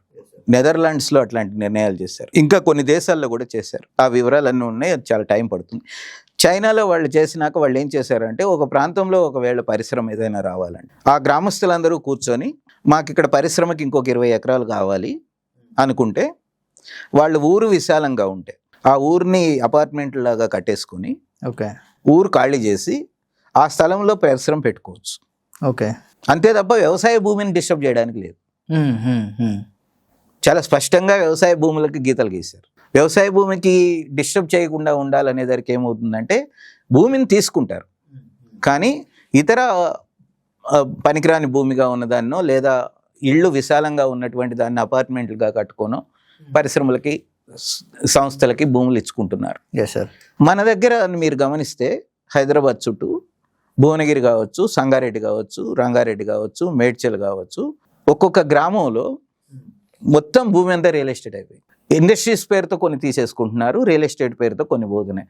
మీరు చూస్తే కొన్ని కిలోమీటర్ల దాకా అసలు పంటలు లేని భూములు ఉంటున్నాయి. ఇది సరైనటువంటి భూమి వినియోగ విధానం కాదు. భూమి వినియోగ విధానం అంటే ఏంటంటే, మన మొత్తం భూమి ఎంత ఉంది, దాంట్లో అడవులు ఎంత ఉన్నాయి, ఆ అడవులను ఖచ్చితంగా 33% అడవులు ఉండాలి. అట్లయితేనే ప్రాణవాయువు వస్తుంది, అట్లయితేనే ప్రజలు బతుకుతారు, ఆదివాసీలు కూడా అక్కడ వ్యవసాయం చేసుకోగలుగుతారు, వాళ్ళ జీవనోపాధి అక్కడ ఉంటుంది, ఆ అడవి మీద హక్కు వాళ్ళకి ఇవ్వచ్చు అటవీ హక్కుల చట్టం ప్రకారం. మిగతా భూమి ఏదైతే మిగిలిందో దాన్ని వ్యవసాయానికి ఎంత ఉంచాలి, స్కూల్కి ఎంత ఇవ్వాలి, ఆసుపత్రికి ఎంత ఇవ్వాలి, ఒక సాఫ్ట్వేర్ కంపెనీకి ఎంత ఇవ్వాలి, ఒక మెకానికల్ కంపెనీ ఏదన్నా వస్తే దానికి ఎంత ఇవ్వాలి, ఆటోమొబైల్ కంపెనీ వస్తే ఎంత ఇవ్వాలి, ఒక పారిశ్రామిక ప్రాంతం అంటే ఎంత ఇవ్వచ్చు, ఇలాంటి నిర్వచించి ఆ నిర్వచనం ప్రకారం ప్రతి ప్రాంతంలోనూ అటువంటి భూమిని అలాట్ చేయొచ్చు. ఉదాహరణకి నాకు 1000 ఎకరాలు ఒక ఊర్లో ఉంటే ఒక 100 ఎకరాలు నేను పారిశ్రామిక ప్రాంతంగా ఇవ్వాలనుకుంటున్నాను, మిగతా 900 ఎకరాలలో వ్యవసాయం ఉంటుంది. ఇట్లాంటిది చేయగలిగితే అప్పుడు ఆ ప్రాంతంలో స్కూల్ ఉంటుంది, పరిశ్రమ ఉంటుంది, ఆసుపత్రి ఉంటుంది, క్లబ్ ఉంటుంది. ఆ 900 ఎకరాల్లో వ్యవసాయం చేసుకునే రైతులు గ్రామాలు ఉంటాయి. వాళ్ళ పిల్లలు ఇక్కడ చదువుకుంటారు, ఆ పరిశ్రమల్లో యువకులు పనిచేసుకుంటారు, మహిళలు పనిచేసుకుంటారు. అప్పుడు ఒక సమగ్రమైన అభివృద్ధి నమూనా అవుతుంది. నీకు తోచినట్టుగా నువ్వు 1000 ఎకరాలని ఒక ప్రాంతంలో తీసేసుకొని వ్యవసాయం లేకుండా చేసేసి వాళ్ళందరూ గ్రామస్తులు వ్యవసాయం ఉత్పత్తుల కోసం బయట ప్రాంతాల మీద ఆధారపడేలా చేయడం అనేటువంటిది సరైన భూమి వినియోగ విధానం కాదు. అట్లాగే భూమి వినియోగ స్కూల్లో ఎందుకు 100 ఎకరాలు ఇవ్వాలి? ఇప్పుడు అగ్రికల్చర్ యూనివర్సిటీలో చెట్లన్నీ కొట్టేసి హైకోర్టుకి 100 ఎకరాలు ఇచ్చాడు. నిజంగా 100 ఎకరాలు ఎందుకు హైకోర్టుకి? 20 ఎకరాలలో ఇవాళ అప్స్టేర్స్ కట్టుకునేటువంటి టెక్నాలజీ వచ్చింది, లిఫ్ట్లు వచ్చినాయి, ఎస్కలేటర్లు వచ్చినటువంటి కాలంలో నువ్వెందుకు 100 ఎకరాల్లో విశాలమైనటువంటి హైకోర్టుని పెట్టాలనుకుంటున్నావు? లేకపోతే ఒక రేస్ కోర్టు కోసం ఫ్యూచర్ సిటీలో భూమిని ఇవ్వాలనుకుంటున్నావు? లేకపోతే రిలయన్స్ కుటుంబానికి ఒక వంతార అడవి కోసం ఎందుకు భూమిని ఇవ్వాలనుకుంటున్నావు? లేకపోతే ఒక అజయ్ దేవగన్ లాంటి వాడికి ఒక ఫిల్మ్ స్టూడియో కోసం రైతుల భూములను తీసుకొని ఎందుకు ఇవ్వాలనుకుంటున్నావు? నువ్వు ఎందుకు జర్నలిస్టులను తీసుకెళ్ళి అక్కడ కాలనీ కట్టాలనుకుంటున్నావు? సిటీ మధ్యలో కదా వాళ్ళు ఉండాల్సింది, వాళ్ళ మీడియా సంస్థలన్నీ ఇక్కడ ఉన్నాయి కదా. అవును. నువ్వు నీకు ఇష్టం వచ్చినట్టు భూముల్ని కేటాయించేస్తావు ఆ సంస్థలకి. ఆ భూములు ఎక్కడి? చిన్న సన్నకారు రైతులవి, దళితులవి, వాళ్ళు వ్యవసాయం చేసుకుంటున్న భూములు, పశువులను మేపుకుంటున్నటువంటి భూములు. ఆ భూములన్నింటినీ నువ్వు తీసేసుకొని ఎవడెవడికో అవసరం లేని వాడికి కూడా ఇచ్చి, ఇంకో క్రికెట్ స్టేడియం ఉంది ఉప్పల్లో, ఇంకోటి ఎందుకు కట్టాలి? అవును. హైదరాబాద్కి 2 క్రికెట్ స్టేడియంలు ఉండేంత స్థితి ఉందా? ఎవరి భూమి అది? రేవంత్ రెడ్డి గారి భూమో కేసీఆర్ గారి భూమే కాదు కదా. తప్పకుండా ఇది రైతుల భూమి. ఈ రాష్ట్రం వచ్చింది ఏంటి? వనరుల మీద హక్కులు ప్రజలకు ఉండాలి. ఆంధ్రులు ఇష్టం వచ్చినట్టుగా వనరులు దోచుకున్నారు, ఆంధ్రప్రదేశ్ నుంచి వచ్చినటువంటి పెట్టుబడిదారులు అనే మనం పోరాడాం. ఇప్పుడు ఎవరికి? బొంబాయి వాళ్ళకి, గుజరాత్ వాళ్ళకి భూములు కట్టబెట్టడానికి నువ్వు భూములు తీసుకున్నావు. అవును, అవును. తెలంగాణ ప్రజల చేతుల్లో భూములు ఉండాలి అని మేము అనుకుంటున్నాం. తెలంగాణ ప్రజల చేతుల్లో నీటి మీద అదుపు ఉండాలి అని మేము అనుకుంటున్నాం. తెలంగాణ పిల్లలందరూ చదువుకొని బాగుపడాలని మేము అనుకుంటున్నాం. తెలంగాణ గ్రామీణ వ్యవసాయం బాగుపడాలని మేము అనుకుంటున్నాం. తెలంగాణలో ఉండేటువంటి ఆదివాసీలకి అడవి మీద హక్కు ఉండాలని మేము అనుకుంటున్నాం. Yes sir. తెలంగాణలో సగం మంది మహిళలు ఉన్నారు, వాళ్ళకి ఉపాధి అవకాశాలు పెరిగి వాళ్ళకి ఆదాయాలు పెరగాలని మేము అనుకుంటున్నాం. ముస్లింలకు భద్రత ఉండాలి, ఇక్కడ సామరస్యంతో హిందువులు ముస్లింలు కలిసి బతకాలని మేము అనుకుంటాం. వీటి చుట్టూతా నువ్వేమన్నా చర్చలు చేస్తే బాగుంటుంది. అంతేగాని నేను డెవలప్మెంట్ ఒక రియల్ ఎస్టేట్ నా డిఎన్ఏలో ఉందని ప్రకటించిండు ఒకసారి. అవును. అంటే నీ డిఎన్ఏలో ఉండొచ్చు కానీ భూమి ఎవడిది? నీది కాదు కదా. Yes yes. ప్రజల భూమిని తీసుకొని నేను రియల్ ఎస్టేట్ చేస్తా, మూసీ చుట్టూతా రియల్ ఎస్టేట్ దందా చేస్తా, మూసీ భూములన్నీ తీసేసుకుంటా, ఒక అపార్ట్మెంట్ పారగొట్టేస్తా, ఇక్కడ ఉన్న చాదర్ఘాట్లో ఉన్న గుడిసెలన్నింటినీ తీసేస్తా, ఈ పేరుతో అభివృద్ధి అనేటువంటిది సరైనటువంటిది కాదు. Exactly sir. మీరు ప్రజలు కేంద్రంగా అభివృద్ధి చేయండి. మీరు ప్రజా పాలన అని చెప్పారు, దానికి అనుగుణంగా పనిచేయండి. రాహుల్ గాంధీ గారు కాన్స్టిట్యూషన్ పట్టుకొని తిరుగుతున్నారు, ఆ కాన్స్టిట్యూషన్కి అనుగుణంగా మీరు పరిపాలన చేయండి. బీజేపీ సరైన పార్టీ కాదు అని ప్రకటించారు ఈ రాష్ట్రంలో, మీరు మళ్ళీ బీజేపీ దారిలో బీఆర్ఎస్ దారిలో నడవకండి. ఈ మాట మేము ఒక సామాజిక కార్యకర్తలంగా ఈ రాష్ట్ర ప్రభుత్వానికి చెప్పాలనుకుంటున్నాం. Exactly sir. సార్ ఇందాక మీరు అన్నట్టు నార్మల్గా ఒక హైకోర్టుకి 100 ఎకరాల భూమి ఇస్తున్నటువంటి ప్రభుత్వాలు 100,000 ఇల్లులు అవసరమైనటువంటి ప్రజలకు, ఎక్కడైతే వాళ్ళు ఇల్లును కోల్పోతున్నారో ఈ ప్రజలకు ఒక దగ్గర ఒక 40-50 ఎకరాలలో పెద్ద పెద్ద అపార్ట్మెంట్ కట్టలే ఎలాంటి సౌకర్యాలు లేకుండా వాళ్ళకి ఇల్లులు ఇస్తున్నాయి. చేస్తున్నా అంటే మనుషుల పట్ల ఒక గౌరవం లేకపోవడం, మనిషి జీవితం పట్ల ఒక బాధ్యత లేకపోవడం వల్లనే అట్లా జరుగుతాయి. నీకు 400 SFTలో ఒక డబుల్ బెడ్రూమ్ ఇల్లు కట్టాం, అక్కడ బతకండి అని చెప్తాడు ఒకడికి మాత్రం 2 ఎకరాల స్థలాన్ని కేటాయిస్తారు. అంటే నువ్వు కులాన్ని బట్టి, నీకున్న మతాన్ని బట్టి, నీకున్న ఆర్థిక స్తోమతను బట్టి నువ్వు పరిపాలన సాగించేవాడిని ప్రభుత్వం ఎట్లా అంటాం మనం? ప్రభుత్వము రాజ్యాంగబద్ధంగా ప్రవర్తించాలి. రాజ్యాంగము ఏం చెప్పింది? అందరినీ సమానంగా చూడమని చెప్పి. ఎస్. నువ్వు దళితుడినైనా రెడ్డి గారినైనా సమానంగా చూడమని చెప్పింది. హిందువునైనా ముస్లింలైనా సమానంగా చూడమన్నది, మగవాళ్ళనైనా ఆడవాళ్ళనైనా సమానంగా చూడమన్నది. ఇటువంటి సందర్భాలలో నీకు తోచినట్టుగా భూమి కేటాయింపు కానీ ఇళ్ల నిర్మాణం కానీ చేయడం అనేది కాదు. ఒక గౌరవప్రదమైన జీవితం ప్రతి కుటుంబానికి ఉండాలి. ఎగ్జాక్ట్లీ. నేను ఎక్కడ పుట్టాను అనే దానికంటే నేను ఎట్లా బతుకుతున్నాను అనేటువంటిది కూడా ముఖ్యం. వివక్ష లేకుండా ఉండాలి. శుభ్రమైన తాగునీళ్లు వాళ్ళకి అందుబాటులో ఉండాలి. శుభ్రమైన గాలి పీల్చే హక్కు ప్రతి ఒక్కళ్ళకి ఉండాలి. నువ్వు పొల్యూటెడ్ ఇండస్ట్రీస్ గ్రామాల మధ్యలో పెట్టి అంటే వాళ్ళు చచ్చిపోయినా పర్వాలేదా? వికారాబాద్లో దామగుండం అడవిని 12 లక్షల చెట్లని కొట్టేయడానికి నువ్వు అనుమతించావు ఒక నావల్ రాడార్ స్టేషన్ కోసం. నిజంగా వికారాబాద్లో అడవి అంతా కొట్టేసినాక హైదరాబాద్కి గాలి ఎక్కడి నుంచి వస్తుంది? లేదు. ఇండస్ట్రియల్ పొల్యూషన్ చేస్తుంటే ఆపడం చేతకాక, దాని లోపలికి మూసీలో కదులుతుంటే ఆపలేక, మూసీని మాత్రం బాగు చేయడానికి పేదోళ్ళ గుడిసెల్ని తీసేసే హక్కు నీకెవడిచ్చాడు? అవును. నువ్వు మొదలు పెట్టాల్సింది అభివృద్ధి అని అంటే, స్వచ్ఛమైన గాలి స్వచ్ఛమైన నీరు కావాలంటే పరిశ్రమలు వదులుతున్న వ్యర్థాలని మూసీలోకి రాకుండా చేయడం, దామగుండం అడవిని కాపాడుకొని స్వచ్ఛమైన గాలిని హైదరాబాద్కు పట్టుకురావడం, ఇది అభివృద్ధి అంటారు. అక్కడ అడవి కొట్టేస్తాను, ఇక్కడ పరిశ్రమలను ఏమనను, కాలుష్యం చేసినా ఏం పట్టించుకోను, కానీ పేదవాళ్ళు మాత్రం ఇక్కడ ఖాళీ చేసేస్తే మేము ఏదో రిసార్ట్లు కట్టుకుంటాం అనేటువంటి ఆలోచన ధోరణి సరైంది కాదు. ఇది మేము చెప్పాలి. Yes sir. సార్ ఇందాక మీరు మెన్షన్ చేసినట్టు నార్మల్గా కాలుష్యం, ఈ భూసేకరణ వల్ల జరుగుతున్నటువంటి కాలుష్యం కావచ్చు, కానీ ఇప్పుడున్న తరాలు భవిష్యత్ తరాలకు చూపించుకోవడానికి అసలు నిజానికి ఏమీ లేకుండా మైనింగ్ కావచ్చు కానీ, భూసేకరణ కావచ్చు కానీ, వీటి వల్ల భవిష్యత్ తరాలు ఎదుర్కొనేటువంటి సమస్యలు ఏ విధంగా ఉండవు? పొల్యూషనే. నువ్వు గాలి, నీరు, భూమి ఈ 3 పాడైపోయిన తర్వాత నువ్వు విషపూరితమైన ఆహారం తినాలి, విషపూరితమైన నీళ్లు తాగాలి, విషపూరితమైన గాలి పీల్చాలి. ఇప్పటికే అనేక రోగాలతో తెలంగాణ తీసుకుంటున్నది. చాలా తక్కువ వయసులోనే చాలామంది అనారోగ్యాలతో చచ్చిపోతున్నారు. షుగర్, బీపీలు పెరుగుతున్నాయి, లేకపోతే స్కిన్ డిసీజెస్ పెరుగుతున్నాయి, లేకపోతే ఆస్తమా లాంటి సమస్యలు కొత్తవి వస్తున్నాయి. నువ్వు గ్రామీణ ప్రాంతంలో రసాయనాల వినియోగం పెరిగింది వ్యవసాయంలో, దానివల్ల కొన్ని అనారోగ్య సమస్యలు ఉన్నాయి. పొల్యూటెడ్ ఇండస్ట్రీస్ మొత్తం నదుల్లోకి, కాలువల్లోకి, చెరువుల్లోకి వ్యర్థాలను వదిలేయడం వల్ల అక్కడ నీళ్లు పాడైపోయినటువంటి స్థితి ఉన్నది. మొత్తం ఇండస్ట్రియల్ పొల్యూషన్ చేస్తున్నటువంటి కాలుష్యం మీద పొల్యూషన్ కంట్రోల్ బోర్డు ఏదైతే చర్యలు తీసుకోవాలో అవి ఒక్కటి కూడా స్పందించట్లేదు, చర్యలు తీసుకోవట్లేదు. పరిశ్రమల మంత్రి గారికి అసలు ఇవేవి పట్టనటువంటి పరిస్థితి ఉన్నది. ఆయన బాగా చదువుకున్న ఆయన, కానీ ఎటువంటి పరిశ్రమలు ఈ రాష్ట్రానికి వస్తున్నాయి, ఎటువంటి పరిశ్రమలు ఎటువంటి కాలుష్యాన్ని వెదజల్లుతున్నాయి, ఆ కాలుష్యం వల్ల అక్కడ ప్రజలు పడుతున్న ఇబ్బందులు ఏంటి అనేటువంటిది చర్చ చేయనటువంటి మనిషి పొల్యూషన్ ఇవాళ పరిశ్రమల మంత్రిగా ఉన్నారు. ఆయన బాగా చదువుకున్న ఆయన పట్ల గౌరవం ఉంది. కానీ ప్రజల ఇబ్బందులను పట్టనకుండా కేవలం పరిశ్రమలు రండి, దావోస్కి వెళ్ళి పిలిచి, అమెరికా వెళ్ళి పిలిచి, స్విట్జర్లాండ్ వెళ్ళి పిలిచి, వీళ్ళందరినీ తెలిసి ఏం చేయదలుచుకున్నారు మీరు రాష్ట్రాన్ని? వాడు ఒక పార్థసారథి రెడ్డి అనేటువంటి హెట్రో డ్రగ్స్ యజమాని కాలుష్యం చేస్తే మీరు మౌనంగా ఉంటే, అంటే మీరు ఒక ఎంపీ తప్పు చేస్తేనే పట్టించుకోనప్పుడు ఒక ఎవరో విదేశీ కంపెనీని మీరు ఇంకేం అడుగుతారు? ఒక విదేశీ కంపెనీ ఇక్కడికి వచ్చిన తర్వాత వాళ్ళు ఇష్టం వచ్చినట్టుగా వ్యవహరిస్తే మీరు వాళ్ళ మీద అదుపు ఎట్లా చేస్తారు? అందుకని పారిశ్రామిక విధానం అయినా కూడా పొల్యూషన్ లేని విధానంగా ఉండాలి.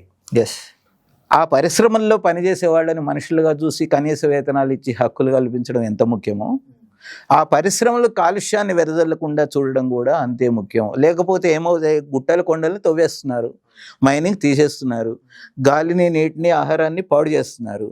అంటే భవిష్యత్ తరాలు తెలంగాణలో అసలు బతకాలా, ఊరు వదిలిపెట్టిపోవాలనా? ఇది మన ప్రశ్న. అంటే నేను ఇక్కడే ఉండాలనుకుంటున్నాను తెలంగాణలో స్వచ్ఛంగా, ఆరోగ్యంగా బతికే హక్కు నాకున్నది, స్వేచ్ఛగా బతికే హక్కు నాకున్నది, స్వచ్ఛమైన గాలి పీల్చే హక్కు నాకుంది అని ప్రజలు అనుకుంటే, పరిశ్రమల మంత్రి కానీ, ముఖ్యమంత్రి కానీ, పరిశ్రమల శాఖ కానీ, డిపార్ట్మెంట్ ఆఫ్ లేబర్ కానీ, వీళ్ళందరూ ప్రజలతో పనిచేస్తున్న వాళ్ళతో చర్చించడం ద్వారా ఒక అభివృద్ధి నమూనాని తయారు చేయాలి. 2047 నమూనా అనేటువంటిది ప్రజలతో చర్చించి చేసినటువంటి నమూనా కాదు. మీరు రోడ్ల సరిహద్దులను పెట్టుకొని చేసిన డెవలప్మెంట్ మోడల్ ఎందుకు పనికిరాదు? ఈ రాష్ట్రంలో అన్ని రకాల పంటలు పండి ప్రజలందరికీ ఆహార భద్రత వచ్చి 30 లక్షల మంది టీఎస్పీఎస్సీ మీద నమోదైనటువంటి ఉద్యోగులకి జీవితాలకు బాగుపడేటట్టుగా నిరుద్యోగ సమస్య పరిష్కారం అయ్యే విధంగా మీ పాలసీలు ఉండాలి. కంపెనీలకు భూములు ఇవ్వడం కాదు, నిరుద్యోగ యువతకు ఉద్యోగాలు ఇవ్వండి, అటువంటి విధానాలను అనుసరించండి, అటువంటి పరిశ్రమలను పట్టుకురండి అనేటువంటిదే మనం అడుగుతున్నమాట. నిజానికి సార్, కాలుష్యం విషయంలో చూసుకుంటే ఈ ప్రభుత్వాలు చేస్తున్నటువంటి ఈ పనులు ఏవైతే ఉన్నాయో, లైక్ మైనింగ్ కావచ్చు కానీ, భూసేకరణ కావచ్చు కానీ, లేకపోతే ఫార్మాసిటీలు కావచ్చు కానీ, ఈ ఫ్యూచర్ సిటీలు కావచ్చు కానీ, భవిష్యత్తులో మేము కావచ్చు, మా ముందు తరాలు కావచ్చు, నిజానికి వాళ్ళ అభివృద్ధి అని అంటే చాలా రోగాలతో ఈ ఫార్మాసిటీలను, ఫ్యూచర్ సిటీలను చూపెట్టుకోవాల్సి వస్తున్నాయి సందర్భాలు ఉంటాయి ఖచ్చితంగా. ఎస్ సార్, ఒకవేళ భవిష్యత్తులో ఈ తెలంగాణలో భూసేకరణ విధానం ఎలా ఉండాలి? నేను చాలా స్పష్టంగా రెండు డిమాండ్లు మేము స్పష్టంగానే పెడుతున్నాం. ఒకటి, ఒక భూ వినియోగ విధానాన్ని ముందు తెలంగాణ ప్రకటించాలి. అంటే భూమి మాకింత ఉంది, దీంట్లో ఈ అవసరాలు ఉన్నాయి మాకు.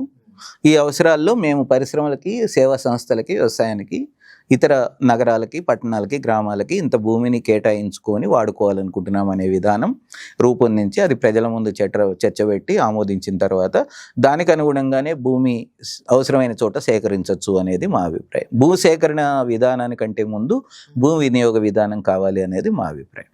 రెండోది, ఒకవేళ భూ సేకరణ చేయాల్సి వస్తే ఖచ్చితంగా 2013 భూసేకరణ ప్రకటన భూమిని సేకరిస్తానని మీరు మేనిఫెస్టోలో హామీ ఇచ్చారు కనుక దాన్నే తప్పకుండా అమలు చేయండి. ఇప్పటికి ఇచ్చినటువంటి నోటిఫికేషన్లను కూడా రద్దు చేయండి. ప్రజలతో చర్చించండి, ప్రజాభిప్రాయం తీసుకోండి, 2013 చట్టాన్ని అమలు చేయండి అనేది మూడవది, మీకు ఇష్టం వచ్చినట్టుగా భూముల మీద పట్టా హక్కులు తీసేసుకొని పరిశ్రమలు వస్తాయో రావో తెలియదు కనుక, ఏమొస్తాయో ఎంత ఉద్యోగాలు వస్తాయో తెలియదు కనుక, మీకు కూడా అటువంటి డీటెయిల్డ్ ప్రాజెక్ట్ రిపోర్ట్లు ఏమీ మేము ముందు లేవు కనుక మీరు భూమిని లీజుకి తీసుకోండి. అవసరమైనప్పుడు కౌలు కట్టండి ప్రజలకి. పరిశ్రమ వస్తే ఉద్యోగాలు ఇవ్వండి, పరిశ్రమ రాకపోతే కౌలు ఇవ్వండి. అంతేగాని భూమిని గుంజేసుకొని తక్కువ నష్టపరిహారంతో చేయకండి అనేది మా మూడవ డిమాండ్గా ముఖ్యమైనటువంటి. ఎస్ సార్ తెలంగాణ గ్రామీణ రైతులు కావచ్చు కానీ తెలంగాణ ప్రజానికం రైతులు వీళ్ళందరూ ఈ భూసేకరణ విషయంలో వారి హక్కులను ఎలా కాపాడుకోవాలి? తెలంగాణ రాష్ట్ర సాధన కోసం ఎంతైతే పోరాడారో జేఏసీలను ఏర్పాటు చేసుకొని తిరిగి తెలంగాణలో సహజ వనరుల రక్షణ కోసం కూడా అంత పోరాటాలు చేయాలి. ఎందుకంటే ఇవాళ రేపు 2 రకాల సమస్యలను తెలంగాణ ఎదుర్కొంటున్నది. ఒకటి, ప్రశ్నించే గొంతులు తగ్గిపోయినాయి. ప్రభుత్వాలు ఏ తప్పు చేసినా ప్రశ్నిస్తే ఏమిటి అనే నిర్బంధం ఒక వాతావరణం ఉంది.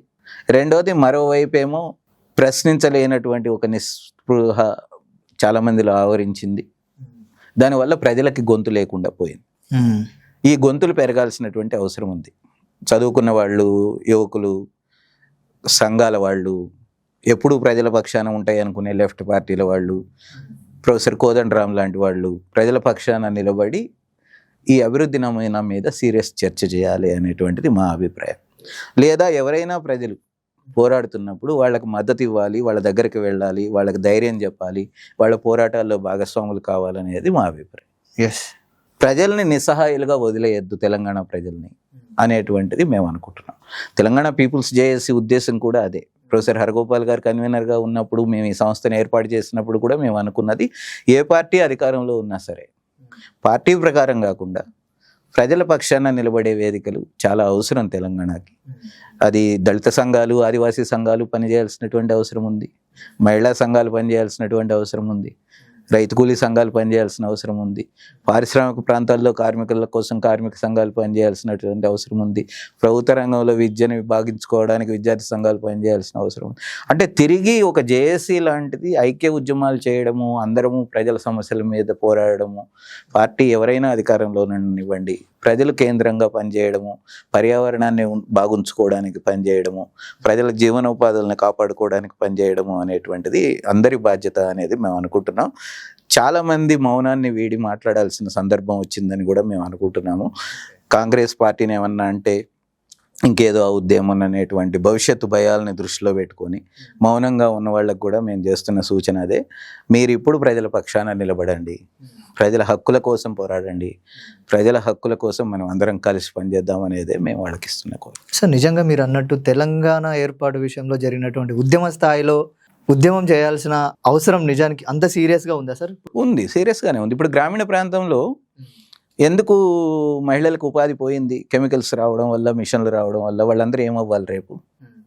ఎందుకు 30 లక్షల మంది నిరుద్యోగ యువత, 60,000 ఉద్యోగాలు మాత్రమే నింపిన ప్రభుత్వం, ఇంకా మిగతా 28 లక్షల మంది ఏమైపోయారు? వాళ్ళందరికీ ఉద్యోగ ఉపాధి అవకాశాలు ఎప్పుడు వస్తాయి? నిజంగా రైతుల కుటుంబాల ఆదాయాలు 9-10 వేల కాడికే ఎందుకు ఉండాలి? నెలకు ఒక 15-20 వేలు వాళ్ళకి ఎందుకు కావట్లేదు? ఎటువంటి పాలసీలు దానికి కావాలి? నగరాల్లో మురికివాడలు ఇప్పటికీ ఎందుకు ఉన్నాయి పేదలు నివసించే విధంగా? వాటి అన్నిటిని ఎప్పుడు డెవలప్ చేస్తాము? అంటే హైదరాబాద్కి అన్ని రాష్ట్రాల వాళ్ళు వచ్చి భూములు కొనేస్తున్నారు, కౌలు రైతుల సంఖ్య పెరుగుతూ ఉంది, వాళ్ళకు గుర్తింపు లేదు, వ్యవసాయ కూలీలకు పని పోతున్నది, వాళ్ళకి రక్షణ లేదు, నిరుద్యోగ యువతకి ఉద్యోగాలు రావటం లేదు, పరిశ్రమల్లో వాళ్ళకు ఉద్యోగాలు ఇవ్వట్లేదు. ఇది తెలంగాణ ఉద్యమం కోసం సాగించినప్పుడు ఇది కోరుకోలేదు మనం. తెలంగాణ ఉద్యమం ఏం కోరుకున్నది? తెలంగాణ సమగ్ర అభివృద్ధిని కోరుకున్నది. తెలంగాణ ప్రజల అభివృద్ధిని కోరుకున్నది. తెలంగాణలో కొన్ని కుటుంబాలకు అధికారం రావడాన్ని కాదు కోరుకున్నది. తెలంగాణలో ఒక కుటుంబం దిగిపోయి ఇంకో కుటుంబం ఎక్కడాన్ని కాదు కోరుకున్నది. తెలంగాణ యువత, తెలంగాణ వనరులు, తెలంగాణ నీళ్లు, తెలంగాణ ఉపాధి అవకాశాలు, తెలంగాణలో పర్యావరణం బాగుండాలని తెలంగాణ పోరాటం సాగింది. ప్రభుత్వ రంగంలో విద్య బాగుండాలని సాగింది. తెలంగాణలో ప్రతి స్కూలు బాగుపడాలని సాగింది. ఈ అన్నీ ఇంకా సాధ్యం కాలేదు 12 ఏళ్ల తర్వాత కూడా. కాబట్టి నువ్వు ఎక్కడైతే మొదలెట్టి ఉద్యమాన్ని ప్రారంభించావో తెలంగాణ కోసం, ఆ హక్కులన్నీ సాధించే వరకు, ఆ వనరులన్నీ ప్రజలకు దక్కే వరకు నువ్వు ఖచ్చితంగా మళ్ళీ పోరాడాల్సే ఉంటుంది. నువ్వు మౌనంగా ఉంటే ఏమవుతుంది? ప్రభుత్వాలు ఇట్లాగే దుర్మార్గంగా వనరులను తీసేసుకొని కంపెనీలకు ఇస్తాయి. అవును. అప్పుడు నీ చేతుల్లో పోరాడడానికి కూడా ఏముండదు. అవును, ఎగ్జాక్ట్లీ. ప్రభుత్వాలు ఏం కోరుకుంటున్నాయి? ఇవాళ ప్రభుత్వం లిక్కర్ అమ్ముతుంది. ప్రతి సంవత్సరం లిక్కర్ విలువ వాళ్ళు అమ్ముతున్నది 36,000 కోట్లు. అవును. ప్రభుత్వానికి ఒక 20,000 ట్యాక్స్ ఆదాయం వస్తుంది. వాడు ఆ ట్యాక్స్ ఆదాయం కోసం చూస్తాడు. కానీ అదే సందర్భంలో తాగి తన్నలాడి అనారోగ్యాలు పాలై చిన్న వయసులోనే చచ్చిపోయినటువంటి యువకుల కుటుంబాలు, ఆ కుటుంబాల్లో మహిళల పరిస్థితి ఏంటి? ఎందుకు మన పిల్లలు తాగుడుకు అలవాటు పడి డ్రగ్స్కి అలవాటు పడిపోయి చితికిపోతున్నారు? హై స్కూళ్ళకి కూడా ఎందుకు డ్రగ్స్ చేరినాయి? ఇట్లాంటి రాష్ట్రాన్ని కోరుకోవడానికైతే మనం జేఏసీతో పోరాడలేదు. అప్పుడు ఇట్లాంటి రాష్ట్రాన్ని సాధించడానికైతే కాదు. ఈ రాష్ట్రం బాగుండాలి అని అంటే ఇక్కడ ముసలోళ్ళ నుంచి పిల్లల వరకు ప్రతి వాళ్ళు బాగుంటారు. ఈ రాష్ట్రంలో బాగుండడం అంటే మన అడవిలో ఉన్న ఆదివాసీలు, గ్రామాల్లో ఉన్న దళితులు కూడా బాగుంటారు. ఎగ్జాక్ట్లీ. నిరుద్యోగ యువత బాగుండాలి, ఉద్యోగాలు చేసుకునే వాళ్ళు సంతోషంగా ఉండాలి. అంటే నువ్వు సమగ్ర అభివృద్ధి అనేటువంటిది అప్పుడే సాధ్యమవుతుందని మేమైతే అనుకుంటున్నాం. సార్, ఇప్పుడు ప్రస్తుతం కాంగ్రెస్ గవర్నమెంట్ కనుక చూసుకుంటే లగచర్ల కావచ్చు, వెలుగుమట్ల కావచ్చు, కంచగచ్చిబౌలి కావచ్చు, వికారాబాద్లో జరుగుతున్నటువంటి కల్లాపూర్ రాపోలు భూసేకరణ విషయంలో జరుగుతున్నటువంటి ఈ సమస్యలను, భూసేకరణ ఎంత జరిగినా కూడా ప్రజల నుంచి కొంత వ్యతిరేకత వచ్చినా కూడా ప్రభుత్వం మొండిగా వ్యవహరిస్తున్నటువంటి సందర్భాలు చూస్తూ ఉన్నాం. ఎందుకు అసలు ప్రభుత్వం ఎందుకు అంత మొండిగా ప్రజలని ఆర్గనైజ్ చేసి ప్రజల పక్షాన నిలబడి మాట్లాడే పార్టీలు, సంస్థలు బలహీన పడిపోవడం అనేది దీనికి ప్రధాన కారణం. ప్రజలు ఎప్పుడూ అనార్గనైజ్డ్గా ఉంటారు. సమస్య వచ్చినప్పుడే లేచి నిలబడతారు. కానీ ఆ లేచి నిలబడినప్పుడైనా చెయ్యాసరా ఇచ్చేటువంటి సంస్థలు, పార్టీలు కావాలి. ఎస్. నిజాయితీ పరులు అయి ఉండాలి. వాళ్ళు కష్టమో నష్టంలో వాళ్ళు ఏమంటే నిలబడే వాళ్ళు అయి ఉండాలి. కొన్నిసార్లు అధికారంలో ఉన్నప్పుడు ఒక రకంగా, అధికారం పోయిన తర్వాత ప్రతిపక్షంగా ఉండేవాళ్ళు ప్రజలకు ఏమీ మేలు చేయలేరు. ప్రజల పక్షాన నిజాయితీగా కష్టం సుఖంలో నిలబడే వాళ్ళ పార్టీలు, సంస్థలు, సంఘాలు బలపడితే అప్పుడు ప్రజలకు ఒక భరోసా వస్తుంది. లేకపోతే లగచర్లలో ఏమైంది? తిరుగుబాటు చేశారు, అధికారులను తరిమేశారు, కానీ వాళ్ళ మీద పోలీస్ నిర్బంధం అమలైంది, తీవ్రంగా కొట్టారు, జైళ్ల పాలు చేశారు. ఇప్పుడు ఆ భూములన్నీ లాక్కున్నారు. అవును. అంటే ప్రజల్ని నిర్బంధం ద్వారా అణిచేసైనా సరే భూముల్ని లాక్కోవాలి, వనరులను లాక్కోవాలి అనేటువంటిది ఎప్పుడైనా ప్రభుత్వాలు ప్రయత్నం చేస్తాయి. కానీ అటువంటి ప్రతి సందర్భంలోనూ వాళ్ళ తరపున నిలబడే మనుషులు, సంస్థలు, సంఘాలు ఉన్నాయా లేవా? ఇది ఇప్పుడు మనం వేసుకోవాల్సిన ప్రశ్న. ప్రభుత్వాలు మారాలనేది నువ్వు కోరేది ఏం లేదు. ప్రభుత్వాలు అదే దుర్మార్గంగా 30 ఏళ్ల నుంచి ఉన్నాయి. నువ్వు 30 ఏళ్ల నాడు ఉన్నట్టు ఇప్పుడు ఉన్నావా? 30 ఏళ్ల నాడు నువ్వు గొంతిప్పి మాట్లాడినప్పుడు ఇప్పుడు మాట్లాడుతున్నావా? లేదు. అది సవరించుకుంటే అప్పుడు నీకు నిర్బంధం వచ్చినా, కేసులైనా, ఇంకోటైనా, ప్రజలు కొట్లాడుతున్నప్పుడు వాళ్ళు ఎమ్మటి ఉంటే అప్పుడు తెలంగాణను బాగు చేసుకోవడం, తిరిగి దారిలో పెట్టడం కష్టమైన పని కాదు. Yes sir. భూసేకరణ విషయంలో తలెత్తున్నటువంటి సమస్యలకు చెక్ పెట్టడానికి ప్రభుత్వం తక్షణ కర్తవ్యంగా తీసుకునేటువంటి ఒక 3 ఇంపార్టెంట్ నిర్ణయాల గురించి చెప్పండి. మేము 2 విషయాలు అంటున్నాం. ఒకటి, వాళ్ళ మేనిఫెస్టోలో చెప్పినట్టుగా 2013 భూసేకరణ చట్టాన్ని అమలు చేస్తామని బహిరంగంగా రాష్ట్ర ముఖ్యమంత్రి గారు ప్రకటించాలి. దానికి అనుగుణంగా ఇప్పటికే భూసేకరణ నోటిఫికేషన్లు ఏవైతే ఇచ్చారో అవన్నీ రద్దు చేయాలి. 3వది, ఆ స్థానిక గ్రామస్తులతో, ప్రజా సంఘాలతో, పార్టీలతో అసెంబ్లీలో చర్చ పెట్టి, ప్రజల్లో కూడా చర్చ పెట్టి, పాత కేసీఆర్ తెచ్చిన భూసేకరణ చట్టాన్ని రద్దు చేసి మేము భూమి కావాలంటే ఈ పద్ధతిలో పోతాం అనేటువంటి లాంటి విధాన ప్రకటన చేయాలి. అంటే ఫస్ట్ నువ్వు భూమి మీదకి వచ్చి ప్రజలతో చర్చించి నేను ముందుకెళ్ళాలి అనేటువంటి స్పృహ ఉండాలి. అదే ప్రజాపాలన అవుతుంది అని మేము అనుకుంటున్నాం. Exactly sir. ఫైనల్గా Telangana people's joint action committee ఈ భూములను కాపాడడానికి, ప్రజలకు తోడు ఉండడానికి చేస్తున్నటువంటి పనులు ఏంటి సార్? అంటే మేము ప్రధానంగా 2 పనులు. మా శక్తి చాలా తక్కువ. అంటే మేము మాట్లాడుతున్నాం, రాస్తున్నాం చాలామంది, కానీ మేము కూడా ఒక రాజకీయ పార్టీ కాదు, ఒక ఉమ్మడి వేదిక మాది. మేము వెళ్తున్నది ఏంటంటే మేము వెంటనే ఏదైనా ఒక చర్య ప్రభుత్వం తీసుకున్నప్పుడు అది దాని మంచి చెడులను విశ్లేషిస్తున్నాము, దాని మీద ఆర్టికల్స్ రాస్తున్నాము, దాని మీద ప్రజల్లోకి వెళ్తున్నాము, గ్రామాలలో ఆ చట్టాల గురించి ఆ విషయాల గురించి చెప్తున్నాము, ప్రజలను ఐక్యం చేయడానికి ప్రయత్నం చేస్తున్నాము. ఎక్కడైనా ప్రజలు వాళ్ళ పోరాటంతో ముందుకు వచ్చే మమ్మల్ని కాంటాక్ట్ చేస్తే వాళ్ళకి అండగా నిలబడుతున్నాము. మా మీద కూడా నిర్బంధం ప్రయోగించినా కూడా దాన్ని పక్కన పెట్టి కూడా మేము ప్రజల మధ్యలో ఉండడానికి ప్రయత్నం చేస్తున్నాం. ఓకే, ఇప్పుడు పెద్దదానవాడ అనే ఫ్యాక్టరీ, ఇథనాల్ ఫ్యాక్టరీకి వ్యతిరేకంగా అక్కడ ప్రజలు పోరాడి వాళ్ళు మమ్మల్ని గ్రామాలకు పిలిస్తే మేము అక్కడికి వెళ్తున్నప్పుడు నన్ను ఆపి అరెస్ట్ చేసి పోలీస్ స్టేషన్లో కూర్చోబెట్టి వెనక్కి పంపారు. Yes sir. లగచర్ల పోయేటప్పుడు మహిళా సంఘాలు అక్కడికి వెళ్ళడానికి ప్రయత్నం చేస్తే వాళ్ళని రోడ్డు మీదే ఆపేసి వెనక్కి పంపారు. ఒక మల్లారం అనే విలేజ్ లో ప్రొఫెసర్ హరగోపాల్ గారు కారులో వెళ్తుంటే పోలీసులు ఆపేసి ఆయన్ని కూడా వెనక్కి పంపారు, స్టేషన్లో కూర్చోబెట్టి. ఇదే కాంగ్రెస్ గవర్నమెంట్. ఒకప్పుడు బీఆర్ఎస్ ఈ పనులన్నీ చేసింది, అవి నచ్చగానే మేము కాంగ్రెస్ వచ్చింది అని అనుకున్నాం, ప్రజలు ఓటేసి తెచ్చుకున్నారు అనుకున్నాం. కానీ ఇప్పుడు ఈ ప్రభుత్వం కూడా సేమ్ అట్లాంటి పద్ధతులే అనుసరిస్తుంది కనుక మేము టీపీజేఏసీగా మేము అనుకుంటుంది ఏంటంటే తెలంగాణలో ఉండే సామాజిక కార్యకర్తలు, ప్రజా సంఘాలు చాలా ఐక్యంగా పనిచేయాలి, ఆలోచనలతో పనిచేయాలి. ఒక్క మాట మీద పనిచేయగలిగితే ఖచ్చితంగా ఈ ప్రభుత్వ తప్పుడు విధానాలని, పొరపాట్లని సరిచేయగలుగుతాము, తెలంగాణని తిరిగి దారిలో పెట్టగలుగుతాము అని మేము అనుకుంటున్నాము. అందుకోసమే మేము ఎక్కువ మందితో కలిసి పనిచేయడానికి కూడా ప్రయత్నం చేస్తున్నాము. అది దళిత సంఘాలైనా, ఆదివాసీ సంఘాలైనా, ప్రజా సంఘాలైనా, ఇతర వేదికలైనా వాళ్ళందరితో కలిసి పనిచేయడానికి మేము ప్రయత్నం చేస్తాం. Thank you sir, thank you so much. So ఇది యాక్చువల్గా తెలంగాణలో జరుగుతున్నటువంటి భూసేకరణ, భూ వినియోగం ఎలా ఉండాలి, సమగ్ర భూ వినియోగ విధానం ఏ విధంగా ఉండాలి, అట్లాగే రైతులు ఎదుర్కొంటున్నటువంటి సమస్యలు కావచ్చు కానీ, లేదంటే భవిష్యత్తులో తలెత్తున్నటువంటి సమస్యలు, వాటికి పరిష్కారాలు ఏ విధంగా ఉండాలనేది Telangana people's joint action committee convener sir Kanneganti Ravi garu మనతో చర్చించారు. Thank you sir, thank you so much. Thank you.